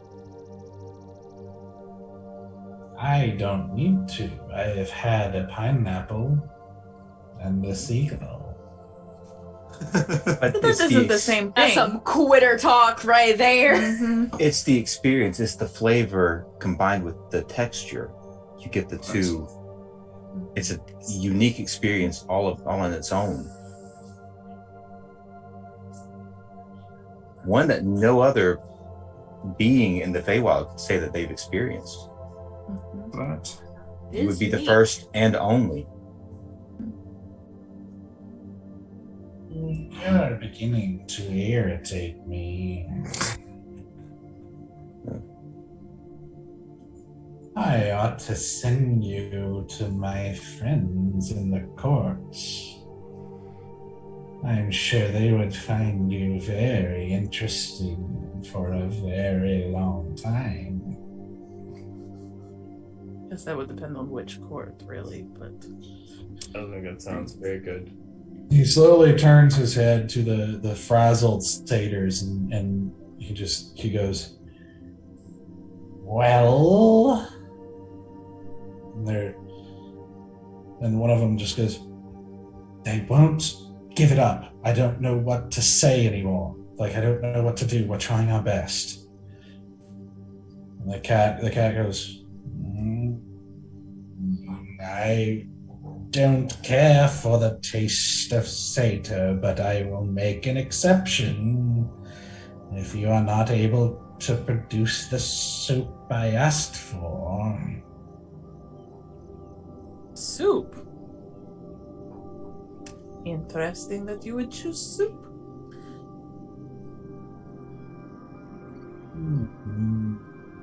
They are trying to make stone soup, but they have been unable to persuade the rocks to give up the secret of their flavor. It's almost like us trying to get information from you, and it has been unsuccessful.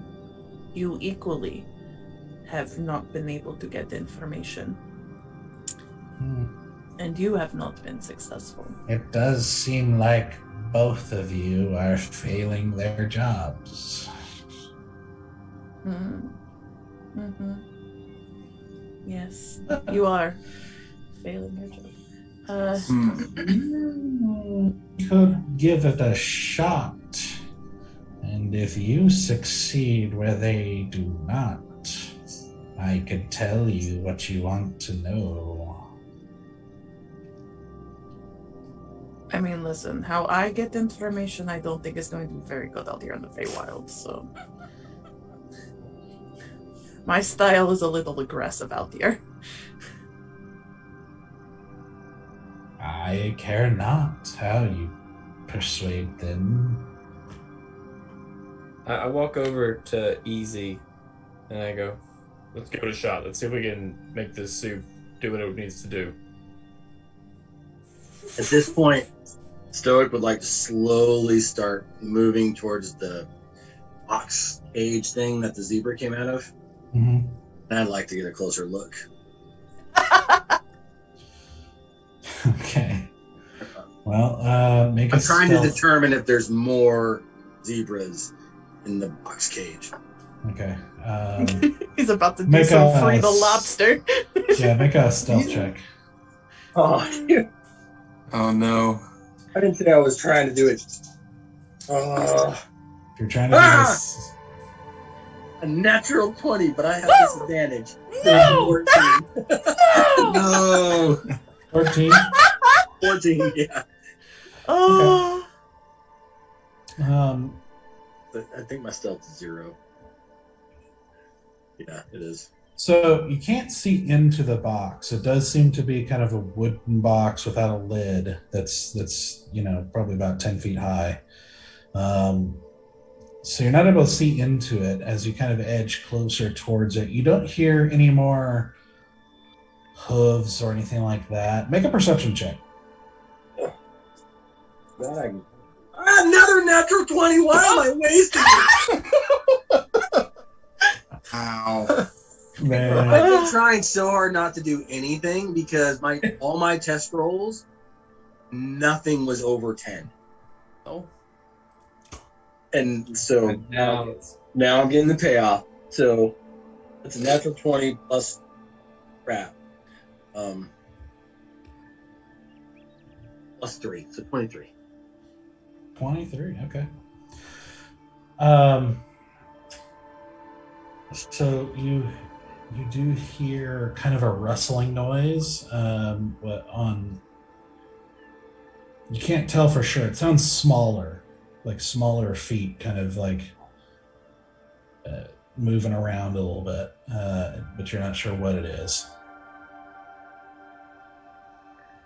Can I like elbow one of the satyrs and be like, "Hey, you got any more of them like horse things in there?" No. He doesn't like to try things more than once. No. Well, then what else is in there? He kind of looks up at the cat nervously. The cat has just started like kind of preening its paw, like kind of licking its paw a little bit. There's a couple of things. Some bird. It's an unusual bird. I don't know. It's got long, kind of colorful feathers, and another sort of lizard-like thing. I don't know what it is. No, nothing furry. No, I mean, unless you count the feathers, but no, nothing furry at the moment. Listen, are you helping us? Like, are you going to talk to the rocks? Don't know yet. I will. I walk over. Is there a rock in the pot? So, as you say that, I love it. as you say that, he thrusts like a small flute into your hand, and is like, "Just use that." A flute, like a musical instrument? No, it's like a small, like 3-hole, like wooden flute, like very tiny in your hands. But yes, like a musical instrument, but just like a very simple wooden cylinder with 3 holes. Play flute. Yeah, and he kind of points you over towards a place a little bit beside, like a little small doorway that leads outside, like kind of a little ways past the shelves. It's like just out there. Okay, I go that way. Don't I be follow. with him. I give you the seagull with the cape, and I go running. Oh, okay. Welcome to have you join. Gimme. Oh, yeah. You take it. Yeah, fine. Thank you. Yeah. I'll go along with you for the rocks. So I'm going Bear, for rocks. Easy, and Lopi are going. I'm gonna go too. And Damn. Yeah.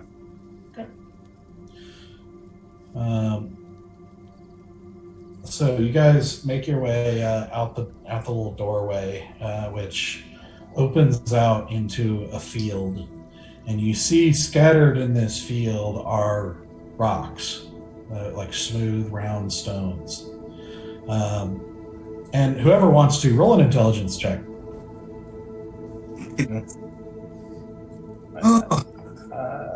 I'm actually decent looking. Easy already had it. His hands was already up. You know, go for it. Yeah, I have a pretty good intelligence buff. I actually do too. Oh, do you? Oh, I've got I Listen. don't. my intelligence is Listen, 18 boys. actually. Boys, you're both Ooh, smart in your own nice. way. Same here. Okay.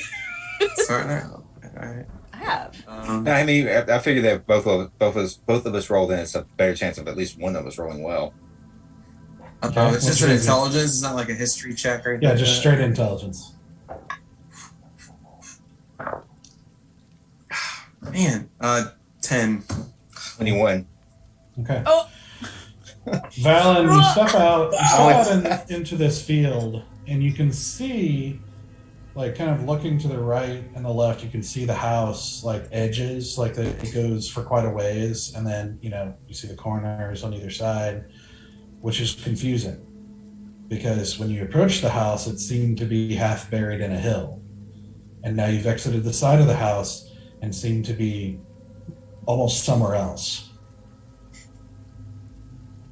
Cool. But you are surrounded by a field with lots of like kind of round, smooth rocks. This is weird. Are the rocks, are they moving or are they just like normal rocks? Just rocks. I start trying some scales on that flute. Okay. Start Do a around performance that. check. Hell yeah! We like, I hope. 17 plus 10, 27. Yeah. Okay. I think you're doing okay. So she starts playing this flute, and even with 3 holes, you kind of quickly figure out, like, the set of notes that's possible with this, and even start to come out with a little melody. And you feel this sort of strange sensation kind of seep into your mind, and you're momentarily distracted as the flute sort of disintegrates in your hand. Oh no. And you otherwise don't feel any different. Oh my god. That was a beautiful song, Logan. I didn't know we could overplay an instrument. Oh no. Okay. Oh no. You did so good. It sounded I hate the Feywild. I I thought it would be more fun, but I'm not up for that bit no fun. I don't no like fun. it either. It was a Fun. beautiful song that Oh. obviously this hellscape does not appreciate. Yes. Hitting does out it, through the do flute. any of the rocks look different? No? We do. I am going to. Can I try talking to a rock? You sure can. I crouch. Be sure to not step on any other rocks. Mhm. Hi.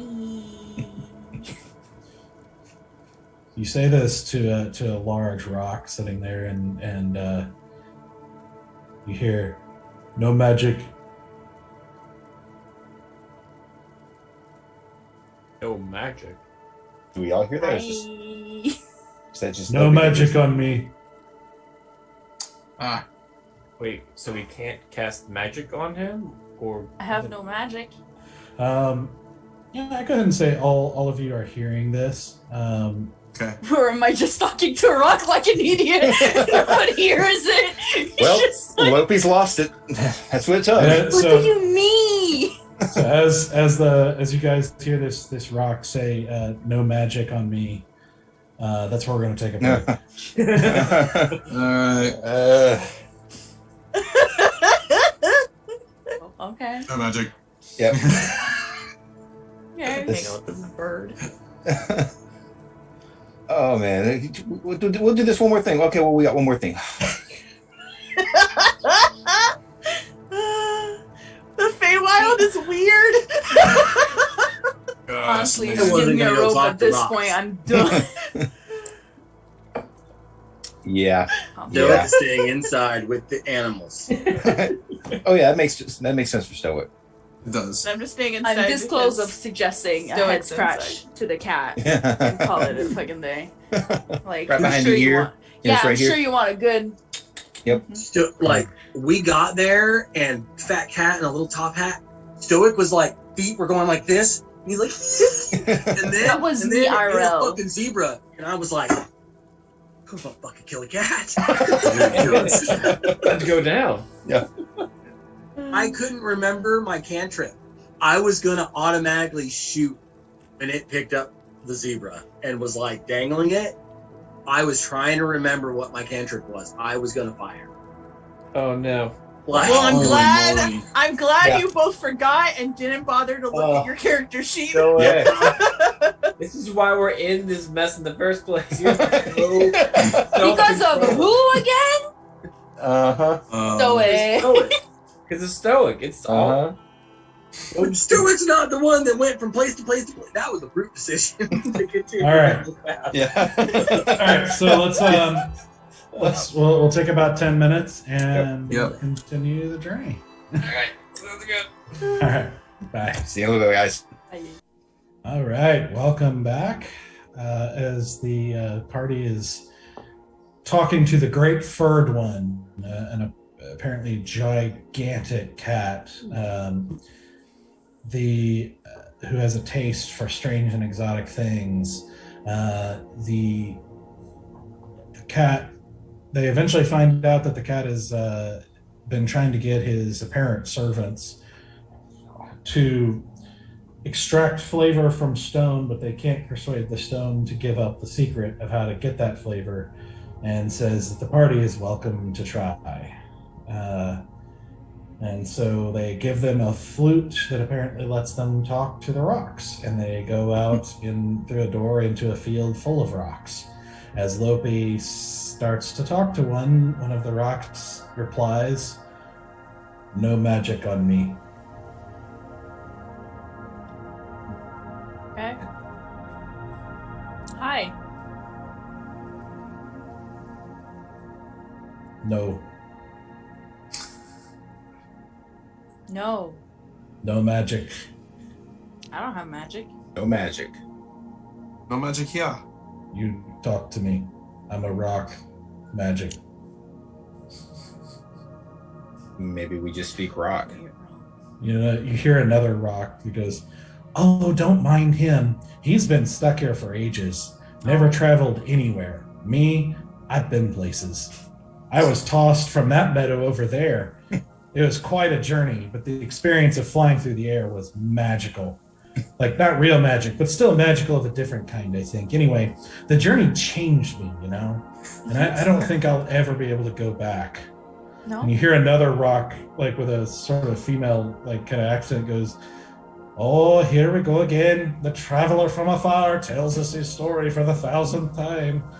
Please tell us about your spiritual pilgrimage from the distant lands of 30 feet away and how much you've grown from it. I promise we haven't gotten tired of it yet." I pick up the Scottish rock and I say, "Would you like to have a spiritual journey yourself?" "I'm a rock. I don't have a spirit. It's kind of the point." Oh, so you're fine staying here in the same field forever? "Of course I am. I'm a rock. You're supposed to be content. I don't know what's wrong with that one." We hear that you guys actually you make some good stew. Stone soup. Or rock soup. Rock soup, yeah. Well, I don't know anything about that, but it'll make sense. I mean, who wouldn't like a rock? Right. That. Rocks are pretty cool. Yeah. Mhm. Yeah. Do you like? Could you tell us how? How to what? How to make rock soup? But I don't think I know what stew or soup is.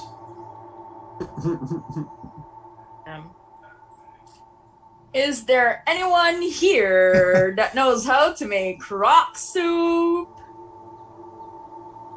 Soup. What'd you say, Izzy? I was gonna say stone soup. Very specific. Stone soup. The second one says, listen, lean a little closer. I will lower myself like Spider-Man. Oh yeah, Closer I'm to getting the in. ground. I'm getting in close too. All right, look. There's not much stimulation around here. You know what I mean? Like, when you've been through the sort of journey that I've been through, it changes you. You're not really the same ever again. Like, do you think maybe you could give me another toss? I think it's high time I just moved on for a little more stimulating company. So help me out, and I'll tell you a rumor about what I know about how to get one of us to taste good to one of you. Okay, listen. Oh yeah. I'm gonna pick you up, and that's gonna be the halfway true mark. Then you're gonna tell me the secret, and then I'm gonna move you further away. Okay. But if you decide to eat one of us, it needs to be that first one you try to talk to. I pick it up. Do we have a deal? Well, I'm waiting for your side of the deal. Oh, this is the stuff. Oh, feels so good to be out of that grass. Slightly uncomfortable. I feel free. Mm-hmm. I understand why you don't just lay out in a field all day. Yep. Do we have a deal? Well, I'm waiting for you to tell me the secret about the I will dinner. if we have a deal. Can you repeat what the deal was? Because I think I'm already holding half of my bargain. Yeah, give me a good, healthy toss. Yeah. Away, as far as you can, away from here. And also, if you do eat one, it has to be that first guy you talked to. Okay, but like, if I eat one, it's just not gonna be you. How about that? Nah, I really don't like that guy. But you're not gonna see him anymore. You're gonna be so far. What does it matter? Well, I mean, I'm a rock, so I kind of won't forget. Is that how that works? Yeah, but you won't see him anymore. I can will. put you back down right there. Well, you can. But good luck trying to get one of us to taste good. Through good luck for your next journey. Just say we'll eat the first guy. Why is it? Just give him what he wants. You see the size of it? I can't lift it! Have you seen the size of me? Can you lift it? I saw you drop a sir a couple times! That's because it's for just because she's wiggly sometimes, alright? I can figure it out. I'm still holding it up. Just like, I don't want to make no promises. Yeah, making promises is kind of what got us here to this point. So No. What got us here is because romance should have stayed dead, okay? That's what got us here in this situation, okay? wow, Here we are. jaded Lopi. Okay. Me? Jaded? What? What? Listen, if there's anything I've learned on my journeys is that hope should always spring eternal, and you should never give up on the idea of love. God, is this rock's name Instagram? Is that what this is right now? Live, laugh, pray, love. Instagram it. No. Yes. No. Oh, God. This rock is an influencer. Yeah. If we can, we'll try to get that first one. It's as much as I can do. It's better than anything else. What if you can't? He's right there. He's a rock. He's not going to fight back. I don't know if that rock is just that big rock that we see, or if it like goes deep down. I don't want to make no promises, okay? Yeah, it's not that big. I'll, Listen, I'll, we have a deal or we don't? I'm gonna go over to the first rock. Can I pick him up? Yeah, I mean, he's only about like that big. Gotcha. Oh. Okay. I thought it was a big rock. Now I look like a fucking weakling. Yeah. I got him. Just say we'll eat him. I mean, No, sorry. put me down. I drop him. I'm upside down. I put him over, but that's it. If Asura was out there, she'd be like, I totally get where you're coming from. Still number one. I just my ears tingle a little bit. The other one goes, see what I mean? Like, he doesn't appreciate what it takes to be an adventurous rock, okay? You just, he's useless. He just sits there and grumps the whole time for all eternity.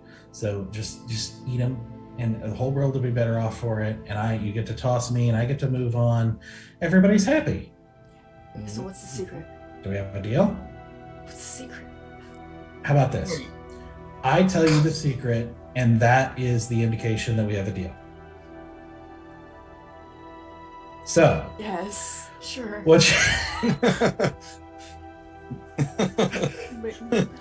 Listen, a rock doesn't just give up flavor, okay? That's like a closely guarded secret. Everyone knows that. Like, it's a very precious and rare thing. Most people don't even think we taste very good just because they don't know, all right? But most people don't ask. You're already halfway there, okay? The only other half of this equation is to get a rock to agree with you, to give up its flavor.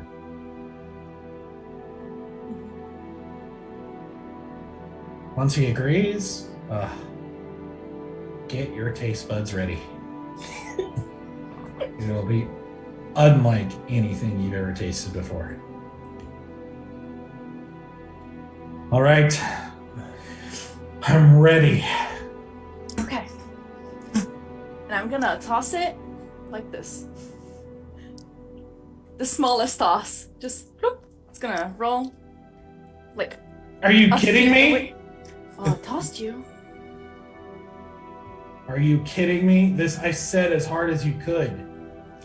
You see, we established I was pretty weak. Just sigh. I walk over there, pick him up, and toss him as hard as I can. This is amazing! Pear was gonna try to blackmail it. Oh no. What? He gave us a secret. Are you going to talk to any of these other rocks and try to get them to agree to taste good? Sure. Pick up the Scottish rock. Tell me your secrets. Oh, my goodness. Oh, that's quite an odd sensation, that. Oh my lord, they're all gonna be. That's how migrating rocks, you know, the legend, like the rocks in the deserts that you can see moving across the desert. That's how they started. Mm-hmm. They got a taste of it, and then they were like, gotta roll. Mm-hmm. Oh, sorry, I'm a little bit flustered there. I've never been picked up before. Never been this high up off the ground before. In fact, I think I've always touched the ground. It's a little disorienting. Is it a little Like, it's kind of like a little bit of a high. I can kind of see where the guy's coming from. right? Really Woo. fun, right? Woo! Yeah. Woo! Uh-huh. Oh, maybe give it a little toss wouldn't be that bad, huh? Yeah. I like toss him up and like catch him, like kind of do like the Oh my goodness!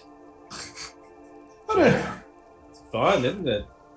This guy seems so much closer. Yeah. Whew. Listen, I could toss you, all day, if that's what you want, we can make this a thing. But we really need your secrets so you make that stew taste really good. Oh. Well, I do have to say that was a bit of a gift. Unexpected. Whew. Still catching my breath, and I don't even have breath. Oh, take your time. You're good. Roll a persuasion check for me. With advantage. Yes. Wow.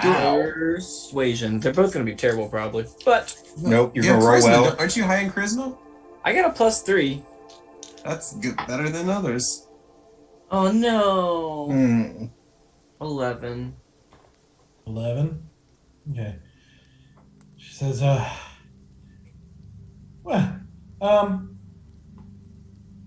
I'll tell you what, that was incredibly kind of you, and I feel sorry I gave that other rock such a hard time.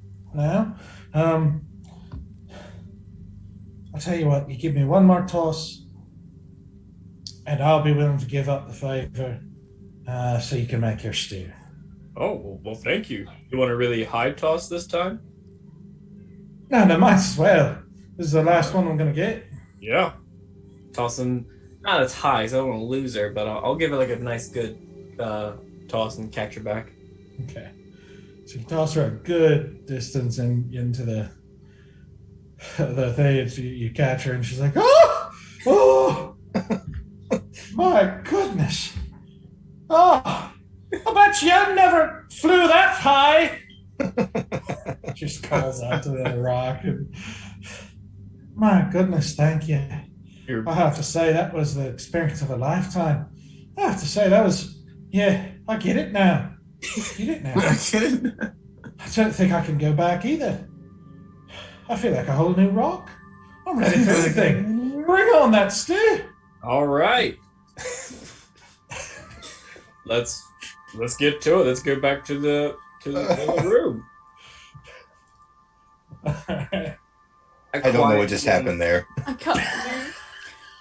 Valen, I feel like you should have covered your ears for this whole thing. I don't know why. It's a feeling I have. Just rocked its world.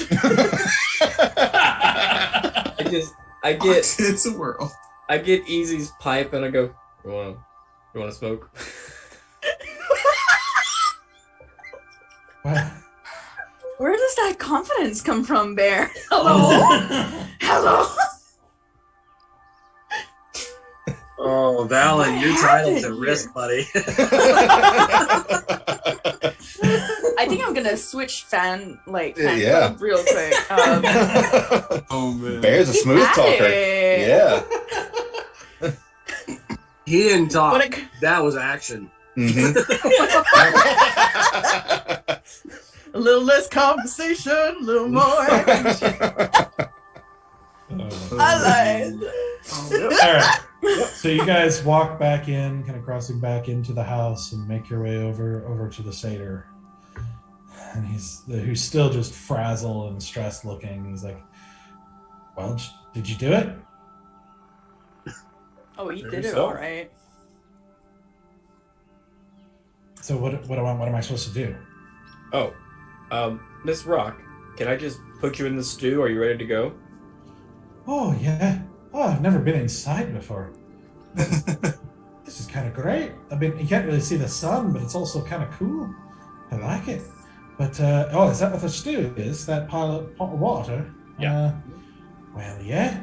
I mean, after all that, I think I'm ready for anything. All Bring right. on. Yeah. Here you go. You ready? Yeah. All right. And I locked her in. The satyr, while you're talking to this rock, who apparently doesn't hear her side of the conversation, Wait, did we listen? kind of giving you a strange look. It's the Feywild. Why is he giving a strange look? I'm curious. Do Asura and Stoic hear this rock? Please make it no. Please make like it no. You guys, no, it's only the people who were there who could hear the song, Mm-hmm. like when she played it on the flute. So you guys see Bear walk in and start talking to a rock. First it's stone giants and now it's rocks. I don't understand. What? She said she'd give us the secret to the flavor. I was whispering to Stoic. Oh, sorry. Sorry, I was super distracted. Jen took a drink, and all I could think is like, he looked like a Bond villain's little brother, like Goldfinger instead of Goldfinger. It literally killed me inside. Okay, sorry. What did you whisper to me? It doesn't matter. It doesn't matter. It doesn't matter. That was way better than anything that could have ever been said from that. Now I have to have my mug. It's like he's just sitting there in his bedroom, like, fuck Goldfinger. I hate that guy. That guy. Have you talked to Titanium Pinky?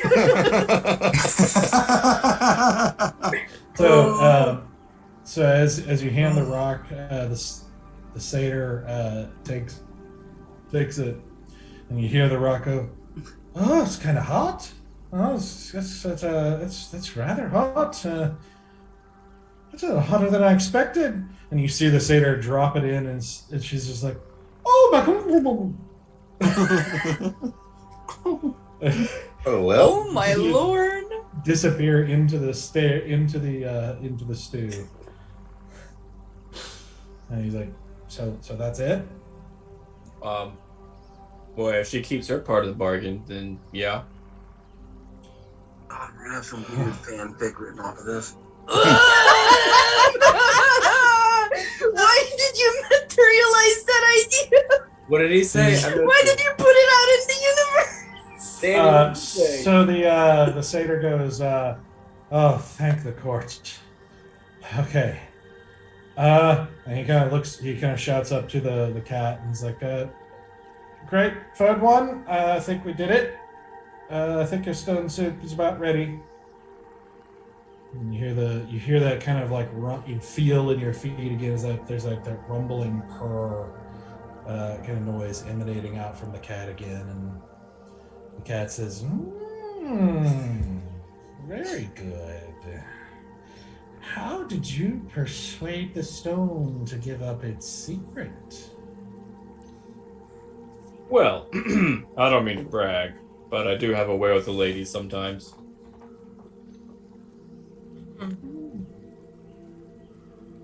Might do well in the courts then. You've mentioned that before. What courts are you talking about? The courts of summer and winter and spring and autumn. Oh. I don't know if you had your own court here, but you meant like the royalty courts. Oh, I am powerful, but not that powerful. I see. How long have you been here, by the way?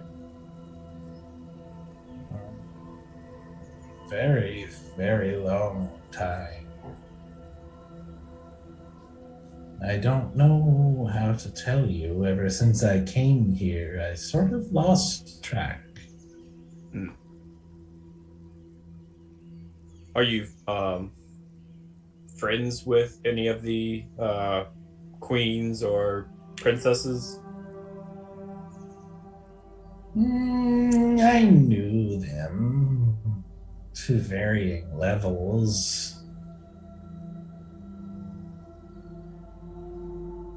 Huh. Which one do you like? Are you closest with?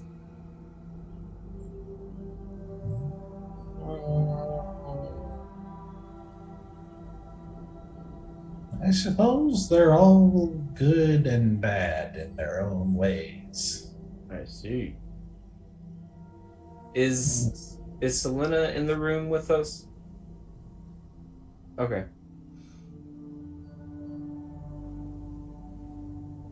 Yeah. I'll say, well, I hope that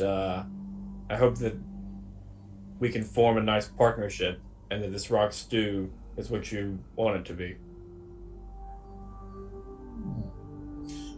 Let's find out.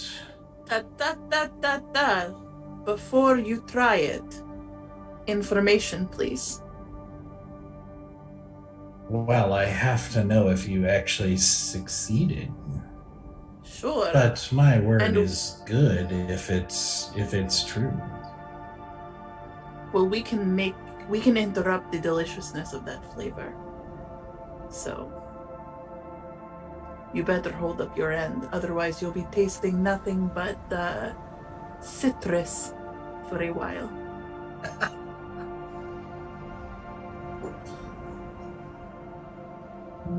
I would not threaten that which you don't understand.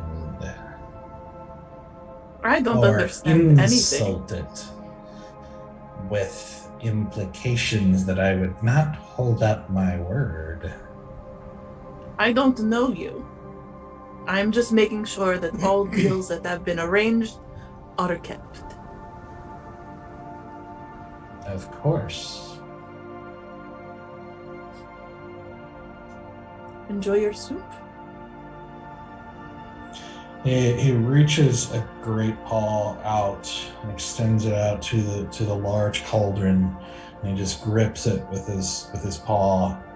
And even though it seems to be boiling hot, it doesn't seem to matter as he brings it up to his mouth, and you see his nostrils kind of flare as he gives it a smell, and he's like, curious. And he just takes it and he just gulps it down, and just with these huge like noises as you hear him gulping down the contents of the cauldron. And you see him kind of close his eyes for a moment as he sort of licks his chops, and he goes, that's interesting. It tastes like strength and longevity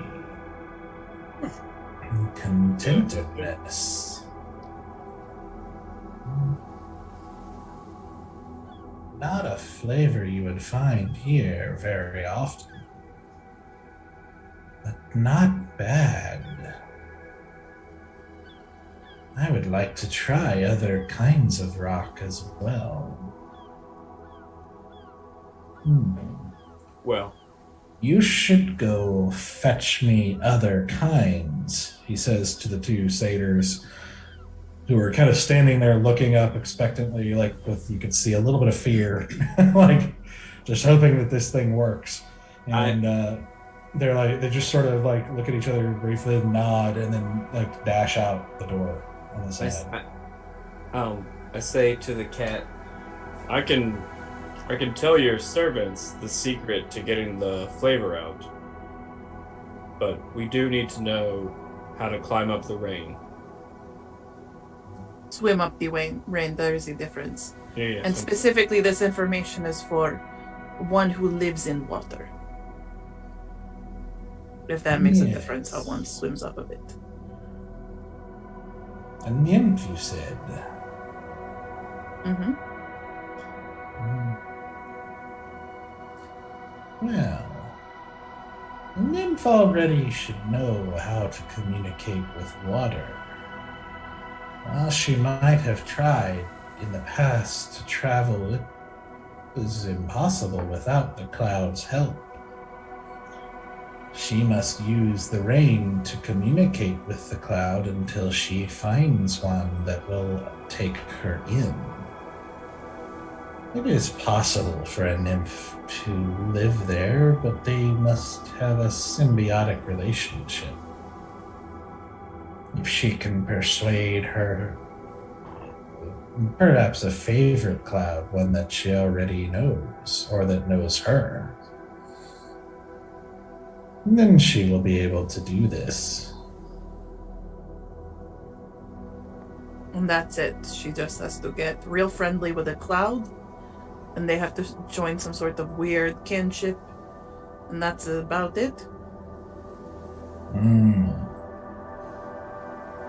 But I would advise her not to. Although a nymph is unlikely to have it, there should not be any iron or metal nearby when she talks. Clouds do not like it and lash out at it when they can. That is important information. Thank you so much for sharing that. Insight check. Sure. Jesus fucking Christ. 7. Oh no. Oh no. It seems to make as much sense as about anything you've run into so far here. Yep.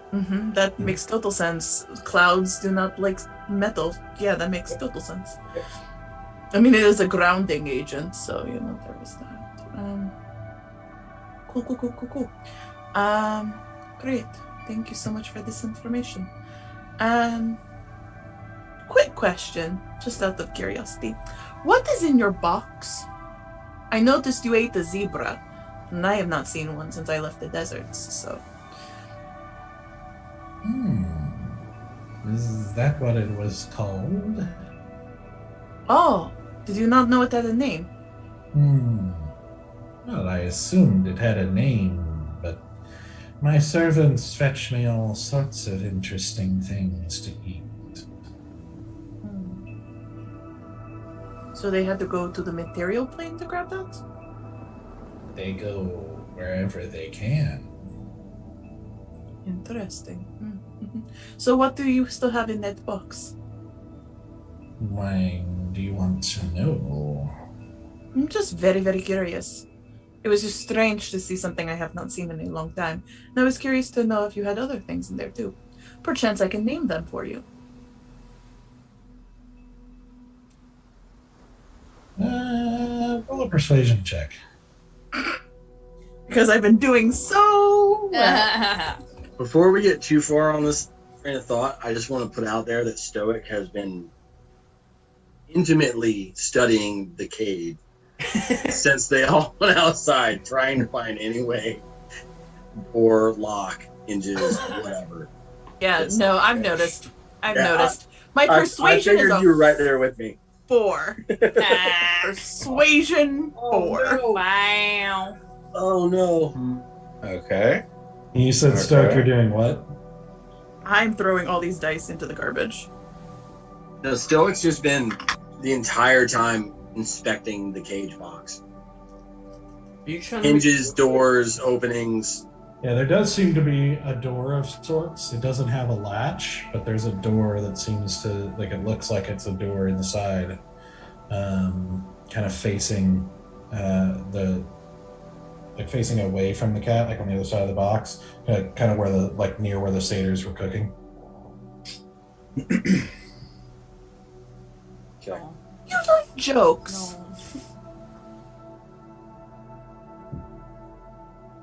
No. Well, I wouldn't be much of a Fey Lord if I didn't. Okay. Do I notice that Stoic is still close to the box? Yeah, he is. Okay. He's been hovering by that door he found. Alright, then I am going to use thaumaturgy Oh boy. to make all the windows in this place go and then I'm going to let go of the seagull. Hold on. 1 second. Or one of them. I don't know how many I can open or close. Bruh, I want to bolt out as soon as I hear, do you want a joke? I'm like, nah, this can only go bad. This Okay, can so- only- Oh,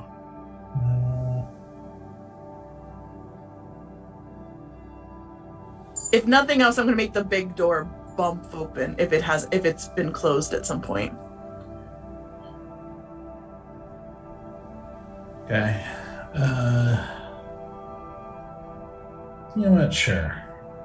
I was trying to see if there's limits to this very small cantrip that is not meant for extremely large doors, but so essentially what happens is the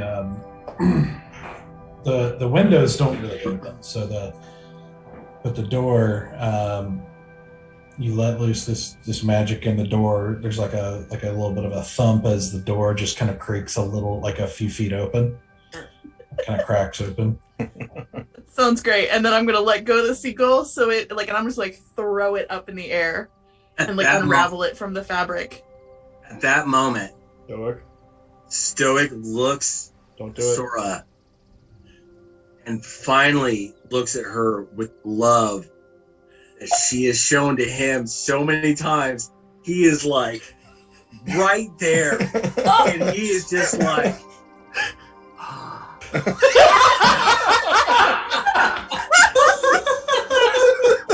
And he kicks that fucking door. He kicks that door because we got the info, and he goes, "Run!" and he kicks that shit open. Oh my gosh. Oh man. Damn it, that fucking door. I want out. Yep. I want out. Yep. Sora finally found the secret to his heart. Throwing Okay. pigeons.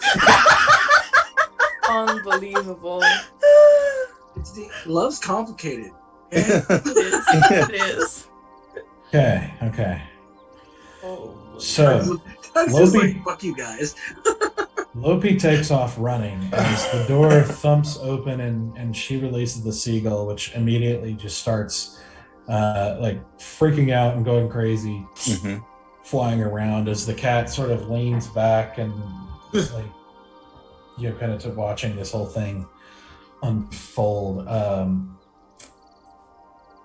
As you kick the door open and yell, run. I want you to make a strength check for the door. Damn it, you said it was open. I'm trying to act cool. You'll break your. That's a 15. It's okay. Uh-huh. It's okay. What's your strength? I don't know. Not Yeah. 0. What? So it's 15. Plus 0 to strength. I have no strength. I just look nice. You do look nice. These muscles are just for show. I'm endurance. That's right. I'm like a runner. I don't actually have muscle. I can just go for a long time. You're like a quarter horse. You're meant for just Yeah. trucking along. Like I can take pain. I can take damage. I just can't dish. Okay, so you said a 16? 15. 5. Yeah. 15. Oh, good. That's enough. You To kick it over the door, I hope so. haul and give this wooden door a kick. And as you step in and you yell that, what you see inside is Shit. a large, you see two things. You see like a little wooden cage, which is the small feet that you were hearing before. You see like kind of a long serpentine sort of lizard that looks a little bit like a dragon, but with wings that are multicolored and vaguely shaped like a butterfly, almost like crystalline stained glass. That's like, as you go in, you see that kind of sitting there to the right, and to the left you see curled up in, taking up most of the inside, the left side of the inside of this box, a large snake with you see like a little bit of like some ridges up the top, and you see kind of curled around, and like the end of its tail seems to kind of branch out into what looks kind of like feathers, like long kind of golden feathers. As you see midway through its body, you see another large clump of feathers that have been tied down with a large rope. Oh, he has wings. Ooh. I immediately run it because how big is the wooden crate thing? The wooden crate, let's see, it's about, Basically, is it small enough that I think I can carry it? No. It Okay. is like very large. It's it's curled up. It's basically kind of up to your head height. Is it You locked or see latched? its head is like probably a good 3 feet wide, with its body, very thick and boiled up. Is it locked or latched? Neither. The rope just seems to be tied around the midsection, but it doesn't seem to be like chained or otherwise restrained.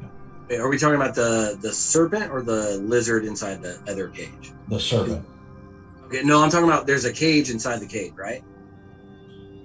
Yes, there's a small cage, like a pet carrier size. Well, that's what I was asking. Does it look small enough for me to carry? Yes.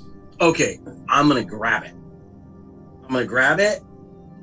And I'm gonna yell at the other lizard.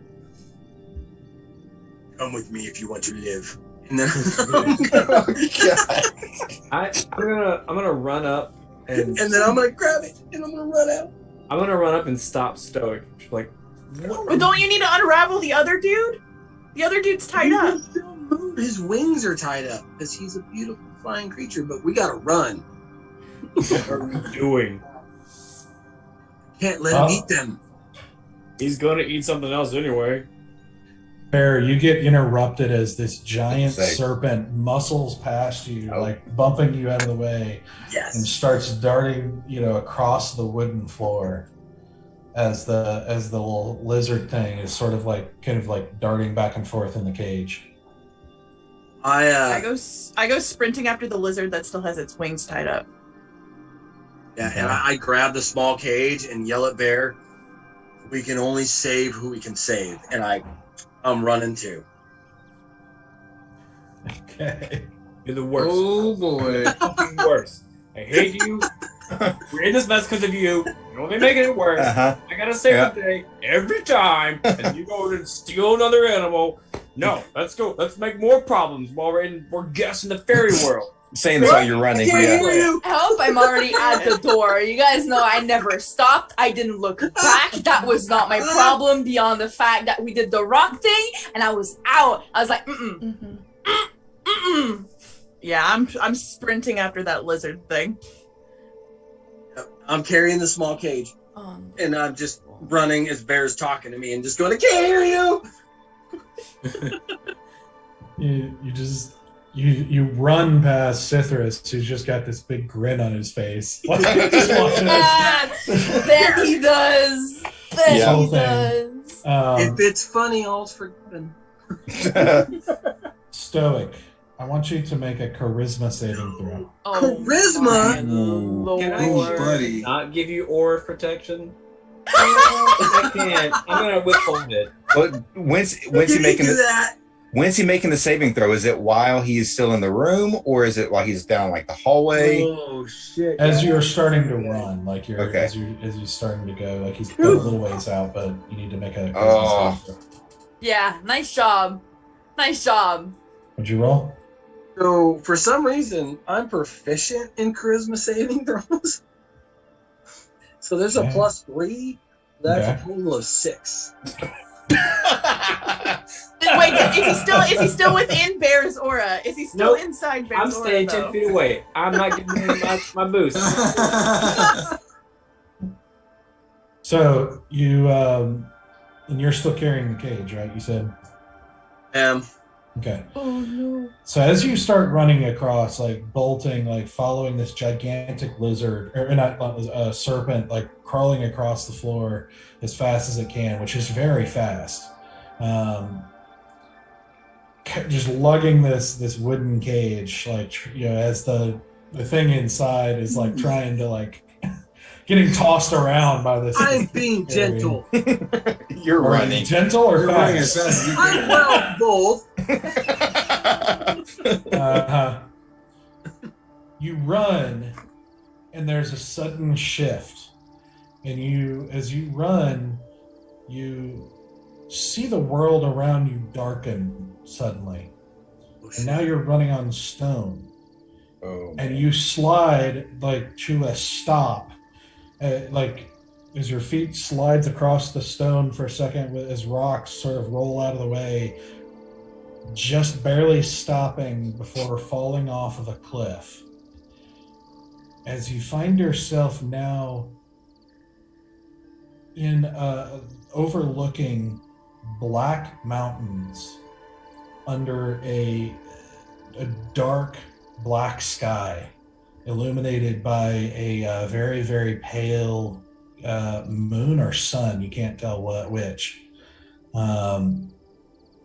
Where suddenly the weightlessness that you, or the sort of lighter feeling that you felt in the Feywild, if you can imagine a weight kind of getting tossed in the air, and when it comes back down, having that extra momentum that slams into you, that is what you feel now.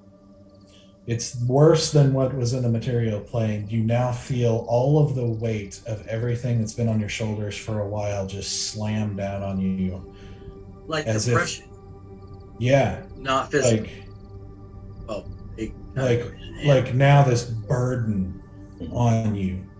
As you almost feel your shoulders stoop and everything, as the cage feels a little bit heavier, and you suddenly you look around and you just see this kind of dark realm where you kind of look even at your own hands, where it's like the color is faded, and like where the Feywild everything was richer and vibrant, this is faded, not just by comparison, but it's like less colorful. You see this kind of black mountain range stretching out before you, and off in the distance you see, rising higher than even the mountains, an immense black castle of like hundreds of spires, and just hundreds of with some kind of pale white lights dotting it off in the distance. But it's a castle no human could build. It is gargantuan, and you just see from the front of it, although it's just an enormous distance away, you see this sort of like stream of light, like kind of faded light, coming out from the front of the castle and then out of sight. But wherever you are feels like the exact opposite of where you were. As the rest of you just see Stoic suddenly vanish. Yep. I am not losing my Oh boyfriend my after gosh. he just gave me googly eyes. Can I? So I'm definitely in an unfamiliar place. Yeah. Can I look at the creature in the cage and just say, "Please help me save you"? So as you get a closer look to this creature, which has had a very kind of a vivid, reflective, almost metallic blue, like this electric blue, that's kind of light, with like I said, the vivid kind of almost stained glass kind of butterfly wings and everything. You see now those vivid colors have faded quite a bit, and it has like frozen in place, like looking around. And when you say that, it looks at you and he's like, well, what am I supposed to do? Oh shit! Did you bring us here? Of course I didn't bring us here. You brought me here. I didn't bring you here. I got you out of the cage. Something else made us come here. Can you get us back? I sure look like I'm still in the cage. I'm pretty sure I'm somewhere else I don't want to be too. You know where we are. I don't have a flying clue where we are. I fucking love this thing. Yep. Yep.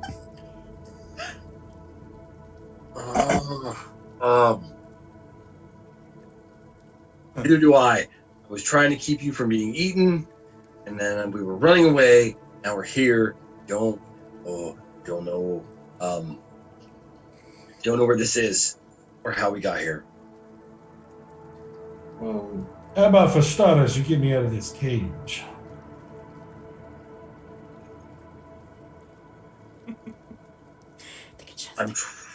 Insight check. Okay. I'm trying to tell if he's gonna bolt the moment I open the cage. Okay. That's what I'm trying to get a feel for. 15. Okay.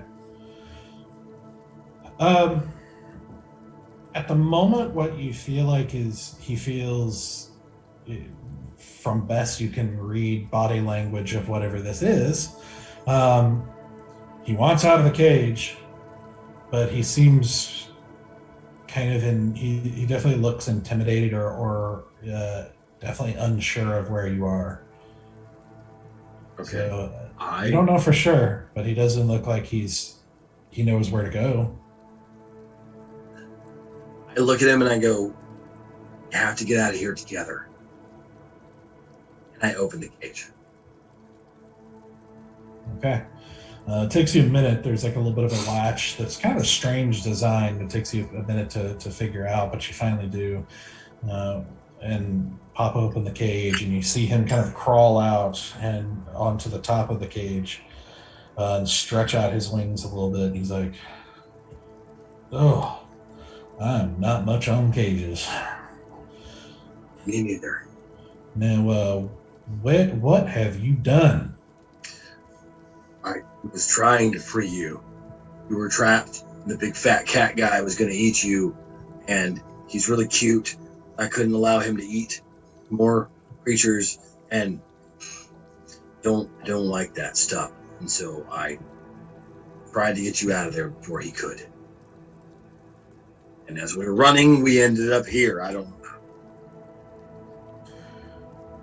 Well, I suppose I appreciate the effort, but if you were aiming for a target, you missed. I deserve that.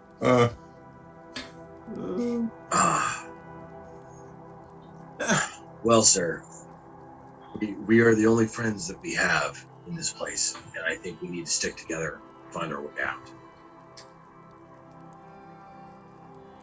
Well, I guess you might be right. So I guess back in the Feywild, we see Stoic disappear. Yes. I see nothing because he's supposed to be behind me. Lopi just took off. Yeah. Like she gets far across the room. The serpent has barreled past Bear, kind of pushing him to the side as Stoic took off as well. Bear following a little bit behind. Rushing past you guys as Cithras and Storm both have smiles on their faces and are watching this. Selena is like got this sort of wide-eyed, like, "What did you do?" kind of look. Mm-hmm. With Briar kind of like crouched and ready for anything and not sure what to do either. You just hear this.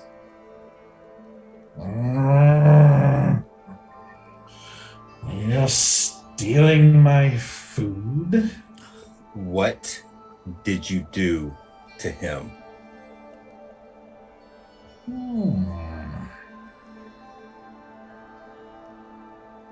I solved the problem. You better solve it again. Would you like me to solve it for you? You're welcome to try. Make a charisma saving throw. I'll give it of you, Larry. I'll give you the +3. It's plus Get him, Dallin! Get him! Ooh, that's not going to be great. Charisma 10. Uh-oh. Let's hold on 1 second.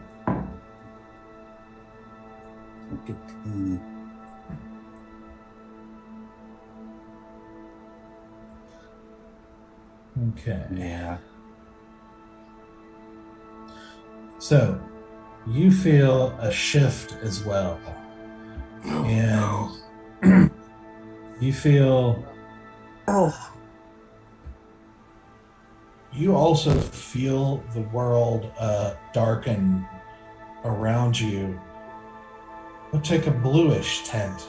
Oh no, we're in different places.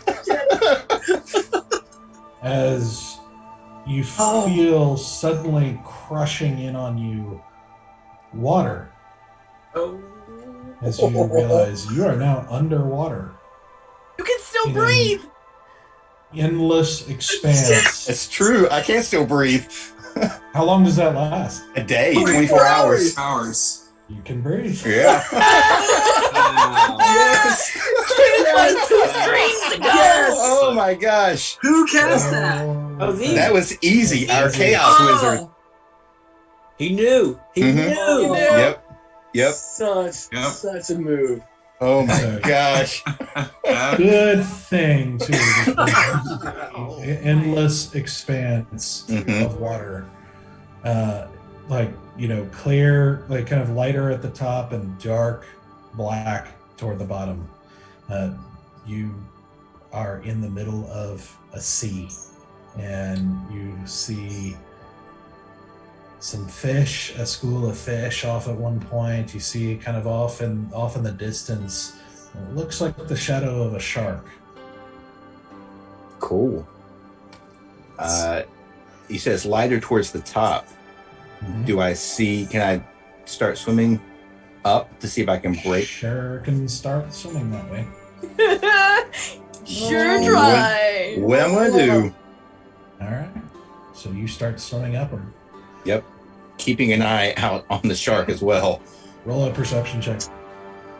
Oh, I'm gonna use the other die this time. That is much better. Perception.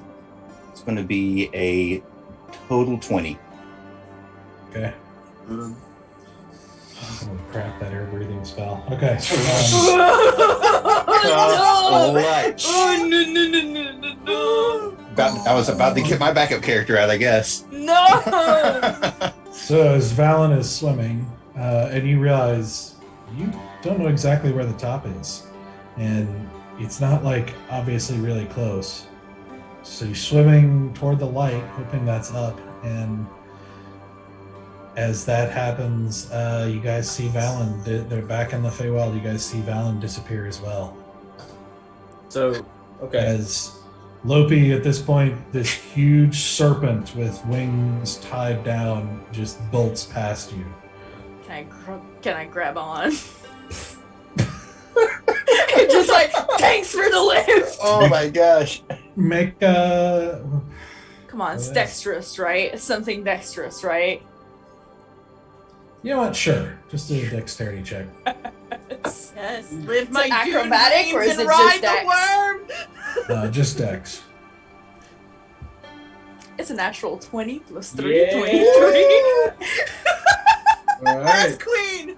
So as you hear the rustling, the slithering, the loud slithering noise behind you, you turn and see this large snake bolt past you with what looks like wings, like golden, this kind of like blue-green snake with golden wings tied down, and you grab onto the rope and swing yourself up onto like this, like basically cramp onto the wings as you just hold on for dear life as this thing is just bolting for the door. It moves faster than I do, so Did I catch that Stoic got bamfed? I saw him disappear. Yeah, I think so. Yeah, I'm still in the room Right. too. I think you'd see both Okay, of them then- have now disappeared. Then literally as soon as I saw Stoic bamf and then like Valen like right behind him, I just stop running, turn around. I use thaumaturgy to boom my voice, and I'm in this like infernal like mass sound is like I say like some like infernal thing and then like cursing and infernal, and then I say in comment I was like, "You will bring them back, or all you'll ever taste is pineapple." Yes. And like my eyes go like Oh, red. There's no greater danger than a woman scorned. You will not fuck with my boyfriend and my brother. You see, you see a great paw reach up and then slap down on the ground, almost knocking you off your feet as the boards in this cottage shake. And he's like, "Kittens should be careful when standing up to a full-grown cat." Kitten. You'll see how strong I bite. Give them back. They stole what was not theirs and then insulted me. We had fun and gave you soup. So bring them back. We had a deal that was fulfilled. Then they insulted me. Fine. And you insulted them. Done. Bring them back. And I'm gonna make the fire that's like by the kettle, like with thaumaturgy.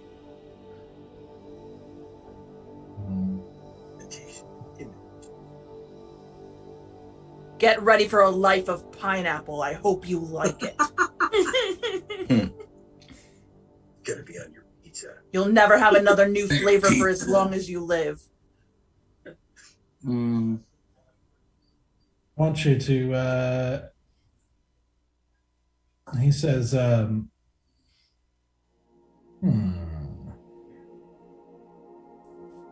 you should all learn to respect those who should be respected. Make a charisma saving throw. Oh, motherfucker. Oh man. Of course. If I can, +3, Tara. Okay. Oh, sure. Save her, Bear. And I'm good at charisma saving throws. Well, not great. Okay, that's a +2. All right. 20 total. No, 23 because it's the extra 3. So 23. Mm-hmm. Oh, wow. Because I got a 20 total and then +3. You feel a shift Oh my lord. as you are suddenly falling through the air, No. suddenly surrounded by blue sky and clouds, and no ground that you can see. And I'm you are sorry, just what? falling through the Wow. I rolled a 23 and failed? Oh my god. Cool, I'm falling. Yep. All right. So Zombie. when that happens, I say I apologize for my friends. They're all idiots. You got us there. I mean, you gotta admit, we would be angry when you take away one of our friends. I just hope you can forgive our anger at you. You're right, Stoic stole from you. That was wrong. No question about that. But you did bamf them away, so we're gonna be a little angry about that. Is there any way, anything I can do so that we can get them back?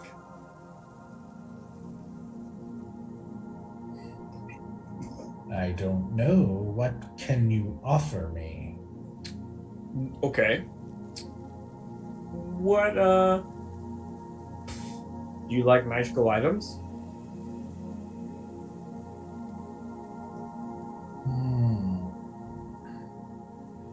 Depends on what they are. I, ting! Put down the trident. This thing lets you, if you stab it, if you stab a, water animal, you can control it.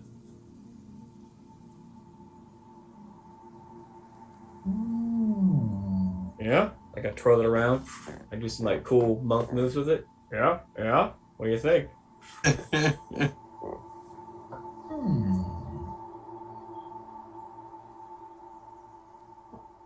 You are offering that to me?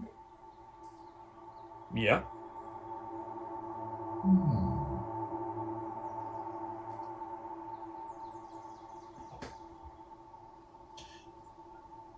I would bring back one of them. So, could we do? Would you accept a magical item per person? If it's intriguing enough. Okay, okay. I look over at Easy. Easy, do you have anything? Yes, we've also got 2 other items I could offer you. How about for each person remaining, I can give you 2 diamonds.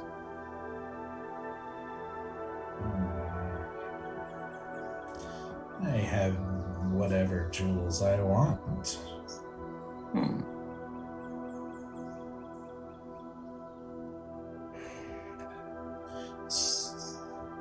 Let's see, I'm trying to think of who else still here, because Lope bailed, you 3 of you are Just gone. me. Five just Bear and bitches, Easy. survival instinct. Yeah, just bare and easy right now.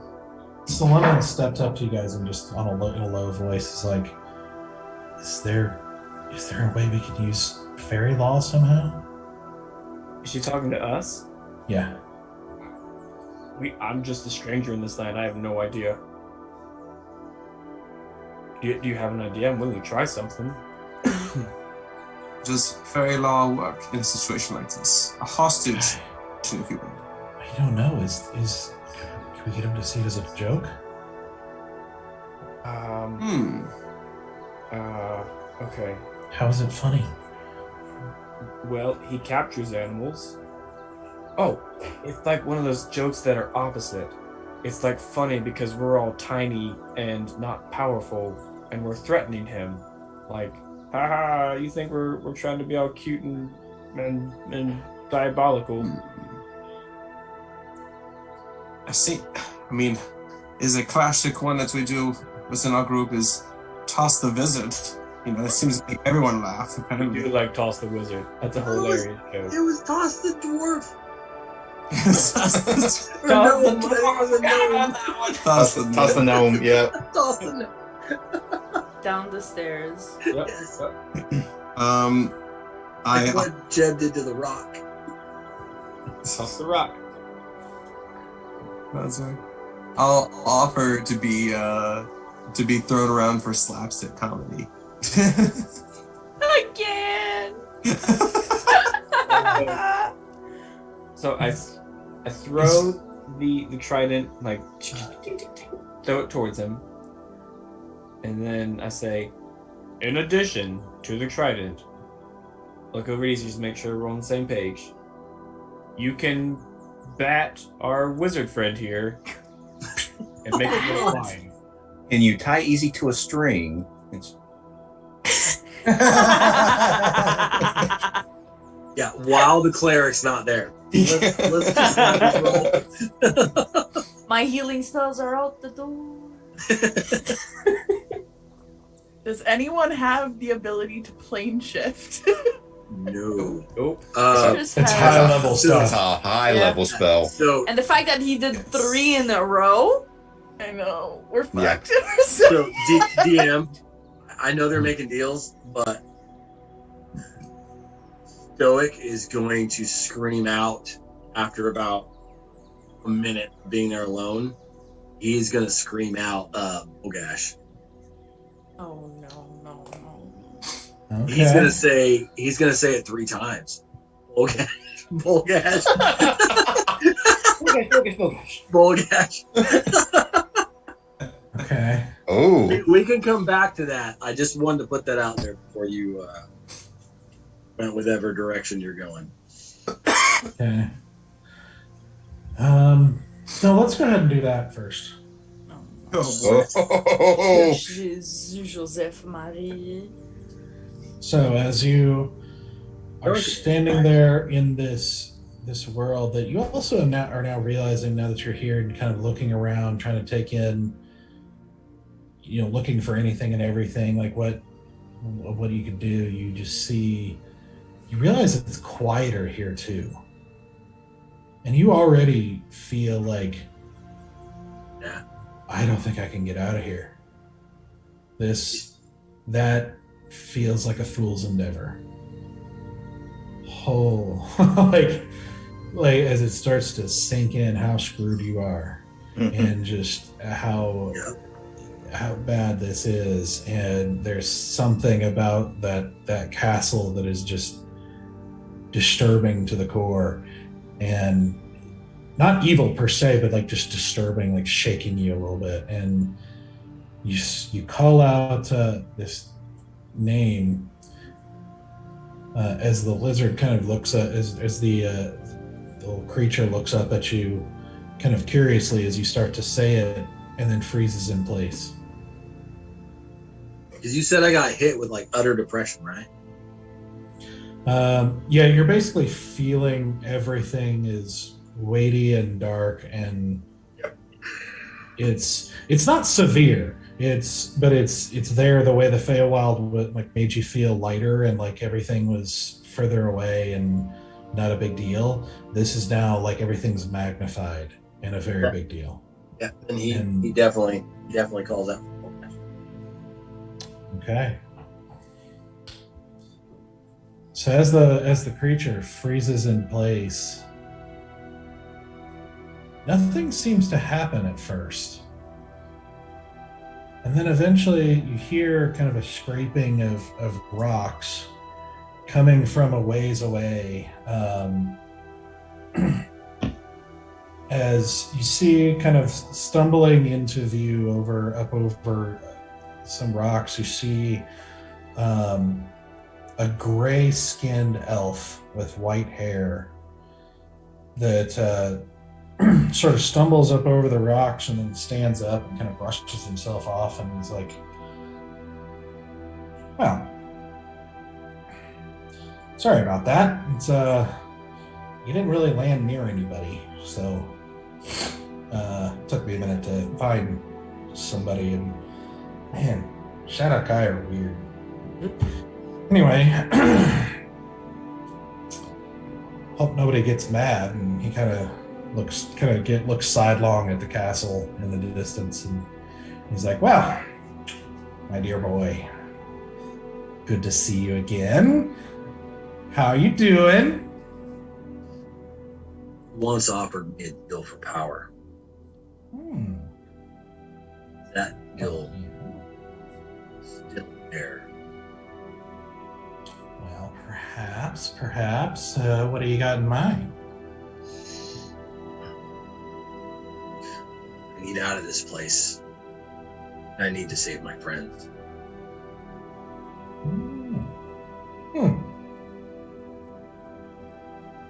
Yeah, this does seem like a fine predicament you've gotten yourself into. I'm almost impressed, honestly. I don't know what you ran into that, well, I guess I do, but, it's an expression. I don't know what you ran into that got you, cast so far away from your home.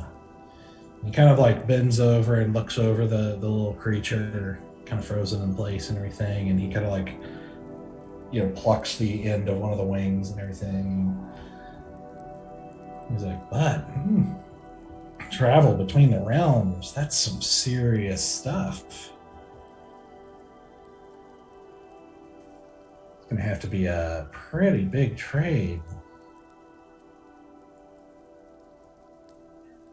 What is it that you want?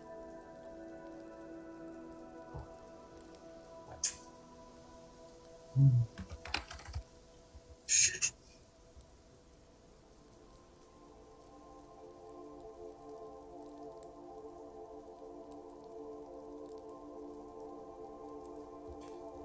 Now, I'm always open for ideas. You got anything in mind?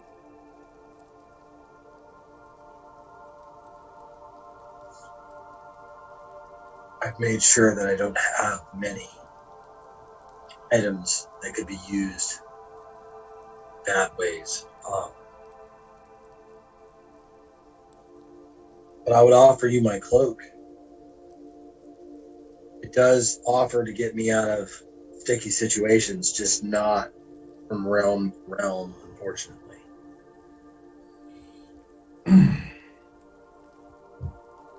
Yeah, I see stuff like that. I don't really need it. Yeah.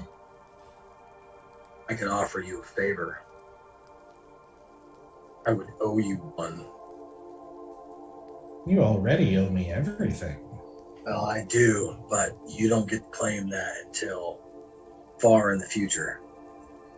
I'm offering you to claim the favor whenever it suits you. Sort of like, as you guys are talking, he starts sort of walking around you, almost like evaluating you and kind of looking at you, and like just, it's very off-putting. But as he sort of talking. As he sort of just circles you hungrily, and well, I have to say, in some circumstances that'd be appealing, but I mean, considering your propensities, I'm not sure how long I'll have to cash in on that. Point in case. I understand, but if you get me out of here, and I'm at your will.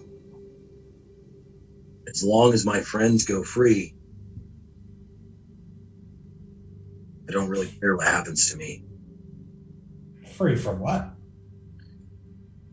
I can only imagine that they're back there fighting their way out of the mistake that I made.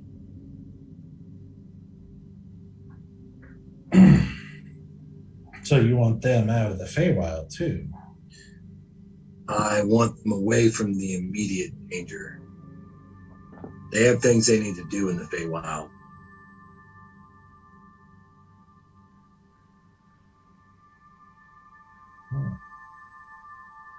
Well, there is a lot to do there. There is.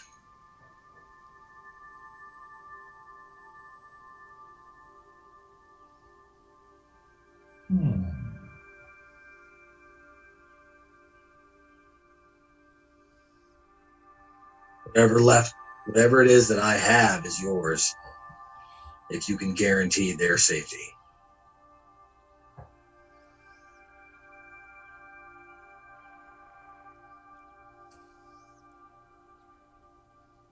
See, that just got bigger too. You're already asking for really a big ask to get you out of here. And now you want your friends as well, who are, they're pretty far flung now too. You can leave me here if you want. That's up to your discretion. And I have to say, man, that cat that you picked a fight with, that's the wrong one to pick a fight with. I think the term is Archfey. No, that's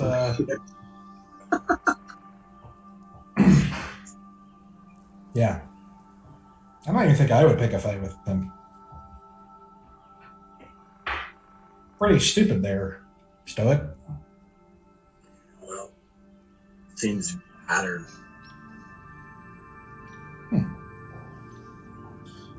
Well, let's see. I mean, you already know I'm interested in the tiefling. She's off limits.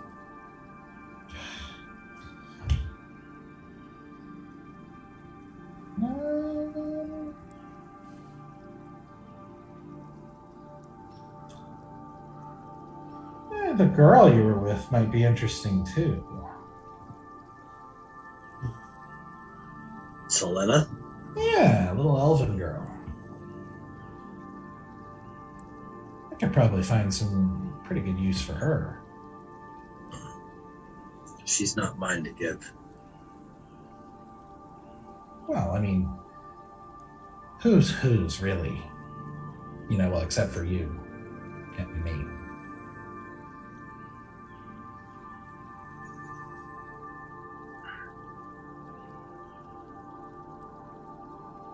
Listen, all you'd have to do is ask her to wear this. And he flips the hand and is now holding a silver bracelet.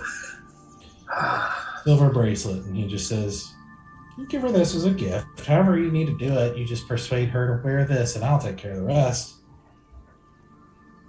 What will happen to her if she wears it? Well, that's not your concern. Hell, it is my concern. Only if I say so. And I don't. But you get her to wear that. You promise to get her to wear that. And I will get your friends wherever you're wanting to go.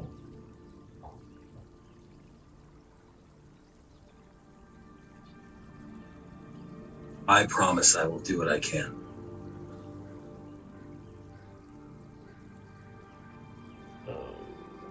There's a third option. Which is?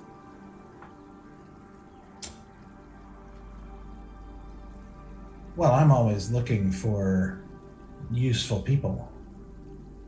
People who want to establish a long-term relationship. You know, a sort of work relationship, if you will, where, you know, you leave your boring master who's never really done much for you anyway and serve somebody more interesting. Somebody, of course, who's here when you call.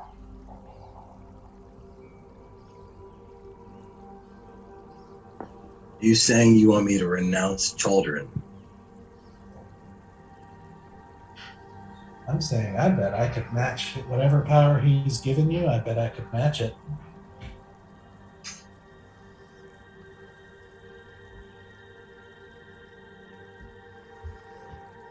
And for this, my friends are safe. And I'm not giving that little girl this bracelet. I mean, if we enter that kind of relationship, well, then I have incentive to take care of you. I have incentive to set you at least on the right course. So you become my servant in life and just turn your back on that boring, useless, you know, children stuff. And I'll show you a far more interesting path. It's a very common thing. I've done it many times with my servants.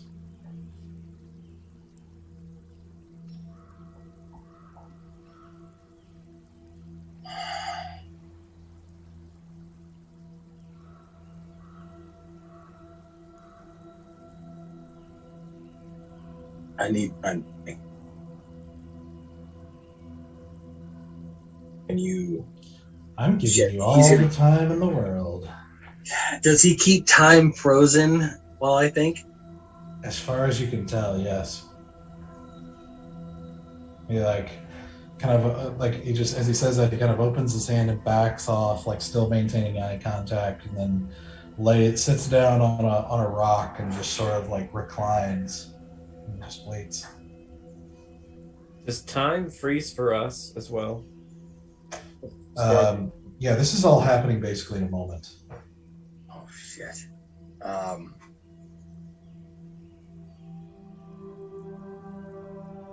His eyes never leave yours.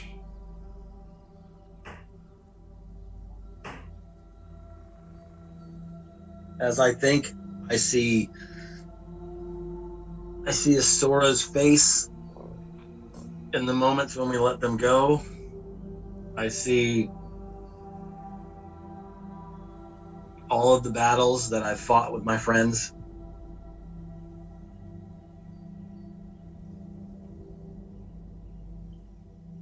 And I agree.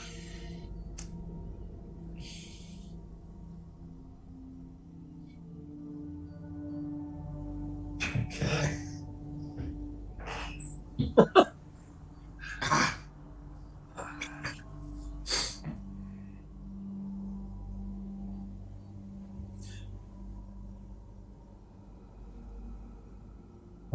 Well. have to say I'm surprised. Impressed almost. Most of your kind, most of your little children's little slaves, they're not very pragmatic thinkers, they're just sort of lost in their ideology, I guess, and everything. But here you are, and it's very simple, and you're making a call. Well, I have to admit, I've believed in children all my life, and that life has not been that good. It's led me to nothing but pain and exile. And I've prayed to children many times and barely been answered.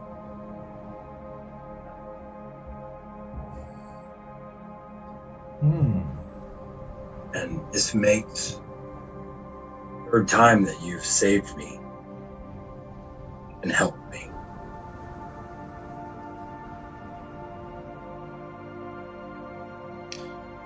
The gods want to make themselves all out to be so powerful and so good and smart. But I can assure you, I am kind.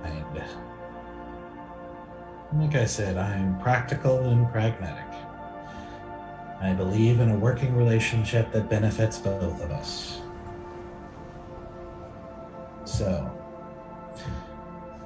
you forsake him and serve me, and I get you and your friends out of the immediate danger to wherever you're wanting to go. In the Feywild, I suppose. So that'd be Asura, who is, she's falling kind of fast now.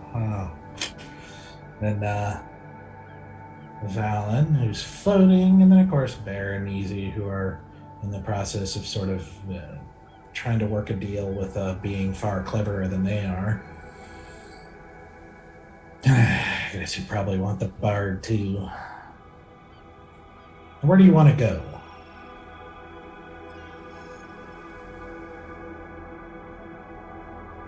Take us all, including ones you didn't mention.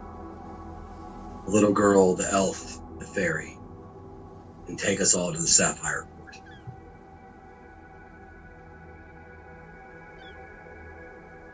Interesting.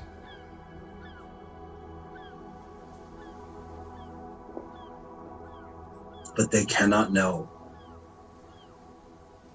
that it was us that saved them. I do pledge myself to you, but I do not. I will tell my friends on my own time. Well, think it through. My power is different, so it's going to be a little bit of a change. They're probably going to notice at some point, but we can figure that out. I don't think you'll be disappointed. All right. He makes a little gesture, and a long piece of paper appears with a bunch of very fancy writing. More paperwork. He reaches down and grabs your hand, and with a single finger pokes your finger and causes a prick of blood. And with another hand, a quill appears as he lets the paper go, and it just sort of floats in the air. And he dips the quill into your finger, and then hands you the quill. Mermaid. After you. I'm gonna kind of glance over at my little lizard friend and go, "He comes too." Fine. And I sign. Oh shit! As you do, he takes the quill back from you, and he licks the end of the quill. Oh, that's gross.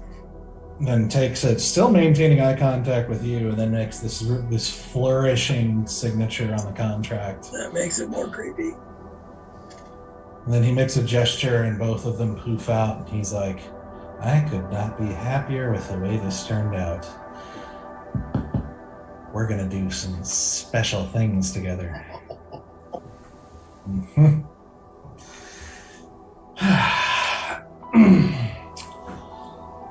All right, let's take care of business.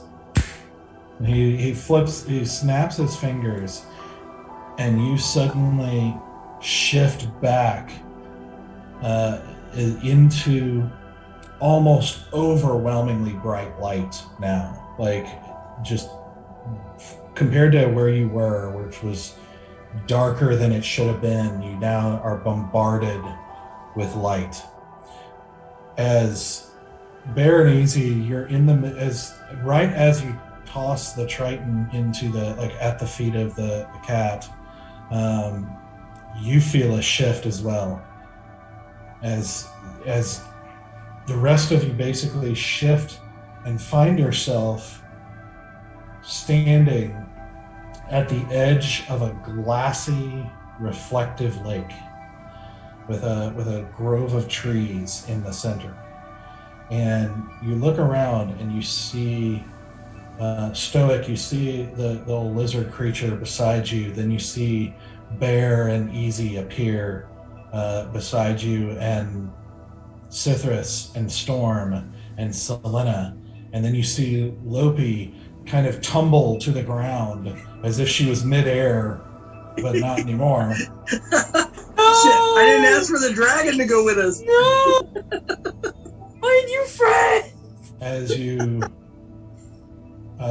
you also see Valen then appear suddenly beside you, and kind of like have to recover, and he's soaking wet.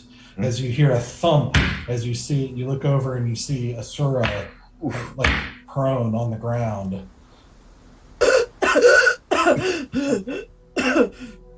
I rush over to Asura and kneel down. Are you all right? I got the wind knocked out of me. All right. Take a minute. Take a minute. There you go. In, out. In, out. Are we all safe? What the fuck was that, Stoic? Couldn't let him eat creatures. Yeah, and what happened? You got bamfed away. These two got bamfed away. They got bamfed away. Where did you go? Very nice. I just get up and I just run towards Stoic, and I just like latch onto him as hard as I can and just like squeeze him. He doesn't. Can I cover Valen's eyes? Wait, what'd you say? I said he doesn't pull back for once. Yes! He needs it. He needs it. He just lets it happen. Oh, man. Oh, I was falling forever. The sky is very big when there is no ground. I'm glad you're safe. I am glad you are safe. I was ready to rip that cat apart. Speaking of, where are we? Sapphire's Court, I would hope. Yeah, Cithras kind of nods and he's like, yeah, well, home. Told you I'd get you here. Wait, Easy, did Ow. you do this? No, I don't know how this happened here. Yeah, it's very curious how we all just accomplished something that is extremely powerful to do. I don't know what just happened. Just water skin. Probably from my threats. I can't imagine the cat did that on her own, but it's just very strange. Is the bee with us? I hope not. Shit. God. Nope. Hold on. Why? When we got out of the deal, and we're at the Sapphire Court, and you three are back. I am so confused. We got really lucky on this one. Wait, I was riding a really cool lizard. I just smack air on the shoulder and just go, blessings come in many mysterious ways. I guess praise be to children.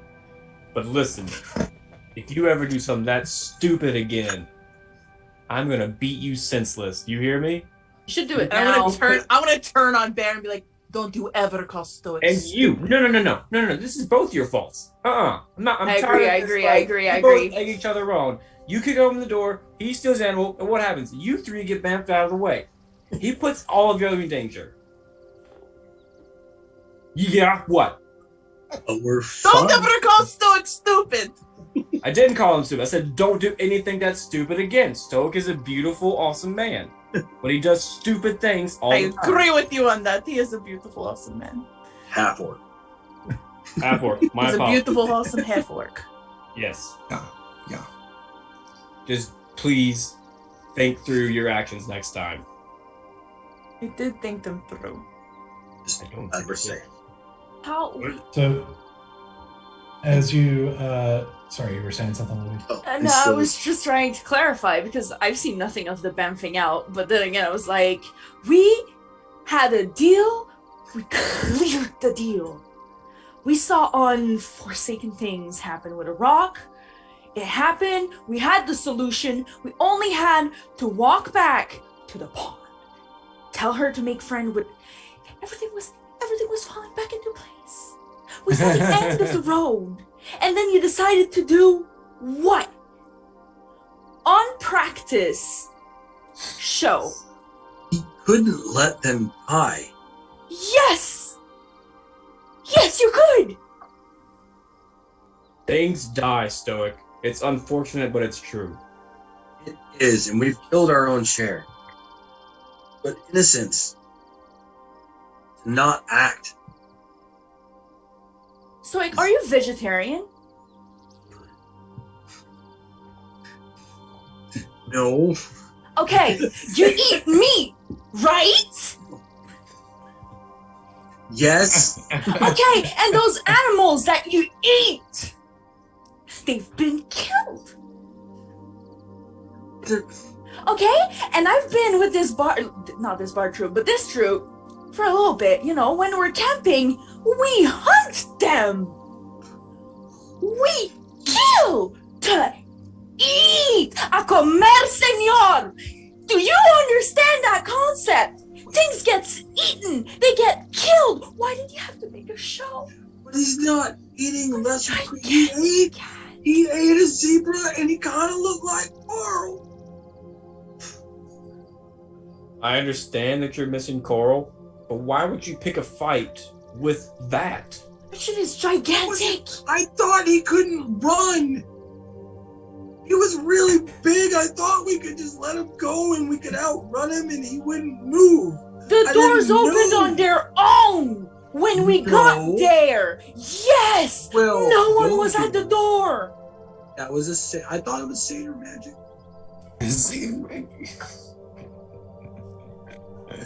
Honestly, I thought we could just outrun him because he's fat and he's slow. And we He could has just servants with run. him. Yeah, We're which in the led me to believe he Feywild. doesn't run. I mean, he had a cape in a little hat. He was capable of more things than we thought he was able to do. I thought the hat was really cute. Slithers goes, finally somebody says something reasonable. Tiny hat totally was tries. really cute. I am sorry that I put us in danger.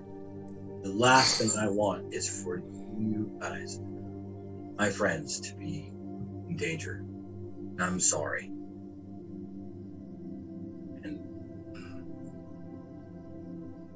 I put both hands on your shoulders and I go, all is forgiven. I love you. Just please think through your actions next time.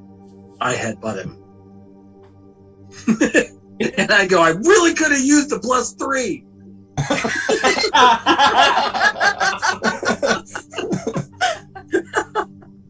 Well, I love you too. And then I walk off. Valence and they're dripping just- wet. I hate the Feywild. And I just like quietly sit there like, I literally helped him get animals out, and he headbutts and says he loves him to Bear. No, I don't understand love at all. It doesn't make any sense. I don't get it. I don't get it. Side note, Valen, can you just put your hair back like this real quick for me? No, not with that expression. Please. Like this. Yeah. It's a tilt. It's a tilt. Please, when you do it, you please. just kind of tilt. But my hair's wet. If I do this, it's going. Okay, now you can pull them back up with your hand like this. Yeah, you do it like this. Face needs to be set casual face. I'll take what I can get. Okay, no, that's fine. Thanks. You know what? Just good enough. Good enough. Thanks. You're welcome. All right. Let me scribble that real quick.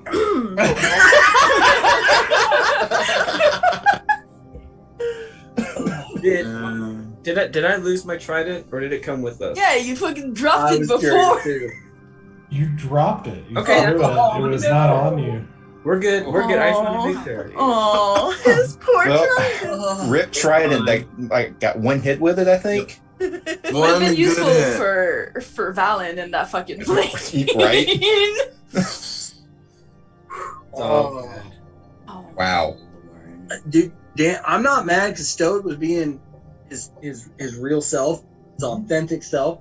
But, like, I'm personally really sad we lost Trident. Like, I wanted to see Jeb. Some point in the game, it was going to be him on a seahorse with a fucking Trident. Being No, epic. I had Yes. a thought. What I was gonna do is I was gonna take it back to Errata, and I was gonna get him to make it into size, and I was gonna give it to Valen. I was gonna give you Psy Fishkin. Oh, that would have been Man. dope. R.I.P. Sorry, man. Oh man. Hey, we still have time because Yeah. Selena, if she becomes the Autumn Princess, is gonna have power over that dude. In theory, like An Archfey? I don't know. It's Really? I don't know. I don't know how the Feywild works. Dude, I didn't know what that. I don't know what an Way up Archfey there. is. Archphaser, yeah. Well, we have a They're princess. slightly under deities. Yeah. So as you guys have this conversation and collect yourself as Lobi starts scribbling furiously, and Look! Cithras is like, "Well, I told you I'd get you here. Well, this is our home," and he gestures out across the lake to the grove, and he's like, "It's the Azure Grove." And you see, you're standing at the edge of a perfectly still glass, reflective lake that is just reflecting the sunrise perfectly, and it's absolutely gorgeous as you see a cluster of trees in the center of the lake. And you see, as you guys are all kind of looking out and taking this in, you hear Selena kind of take a deep breath, and then she says, "Where's Briar?" And that's where we're gonna end. Oh, you not asking. No, dude, I didn't think I forgot he was with us. Oh no! You forgot Briar and that snake thing. I did say everyone else that you didn't name that's with us, but I did not. I mentioned the girl and the elf. I did not. Yeah, you gotta be specific with a guy like that. Yep. He's the devil. That's Yep. Oh. R.I.P. Briar. Oh boy. Well, Briar, the Ken. bee, the snake. What? Oh, that's really sad. That is not good. What is this episode? I can 100% assure you, not the episode I thought that was gonna happen. Yeah, fucking bet. That's dude. Bet. Oh, I planned for a lot of different things with that encounter, and none of them included that. Yeah, you're welcome. Yeah, happy to keep you on your toes. Oh man, this campaign, we've got a monk that's pursuing a god, and now we've got a cleric that is a warlock now. Apparently, Yeah. I don't know if I'm warlock or paladin. On Yeah. that one. Well, we'll have to talk through that. Oh, yeah. Here. Oh, Yep. Oh boy. golly day, Wow. guys. It's Wow. gonna be a problem when one of us dies and suddenly we don't have a cleric to do the cleric bit. see what happened. Hey, Uh-huh. Stoic's been Everyone like, get your tiptoeing backup with that characters stuff. ready. Stoic's been like tiptoeing with that stuff for a while, and like he got sent to a place that was utterly depressive, and like Mm-hmm. his time at the temple was not good. Mm-hmm. Like, you guys are the first good thing in his life, and the devil's been there a couple times to help him out. So It makes sense, honestly. yeah, like I did not want to go that route personally, but like I couldn't. Right. Yeah. I mean, I tried to give you a lot of options that Yeah. he would have given you, as you could have just not taken any of them. Mm-hmm. Yeah, but like Stoic, he You wanted out. You wanted out. Yeah. Octa is gonna be so mad. Eh. Well, just another part of the campaign. We'll be having to go fight a devil now. This is totally cool. Just what we're going to do. I don't even want to sleep tonight, guys. Like that was. I know the feeling, man. That was me a couple of weeks ago. Yeah, I know the feeling. That was crazy. Okay. Well, thank you very much for joining us, guys. That was insane, and it's going to lead down some really interesting paths, I think. The Big 5-0 is gonna be a hell of an episode. Yeah. Whew. I mean, aside from the fact that you basically made an enemy of an Archfey, you know. You know, Enemy's a strong word. but that's kind of what we do. We're the Folly. That's our MO. So join us next week, and so it's episode 50. Were we doing something special for that? Yeah, I think we're going to do a dice giveaway that we will post more about on social media. And Woo! I believe that a few of us, I think we're all kind of still working on our playlist, but I think we're going to be releasing some playlists but from the characters. We pick songs that kind of inspire us and inspire our characters, and kind of give you a little insight into, I guess, what helped bring our characters to life. Although some of that might be changing now.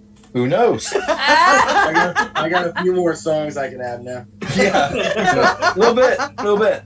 So again, we'll release some Spotify playlists throughout the week, probably starting. We'll figure it out because I don't know how many we're releasing. 5 or 6. Loki's got one, right? So that's gonna be 6 playlists. Yeah, starting tomorrow. I got one. There's like 4 songs on it. That's it. So we'll have that and the dice giveaway, and they're at the Azure Grove finally, so you get to see the Sapphire Queen and whatever else is happening here in the Feywild. So thank you very much, guys. We'll see you next week. Yep. All right.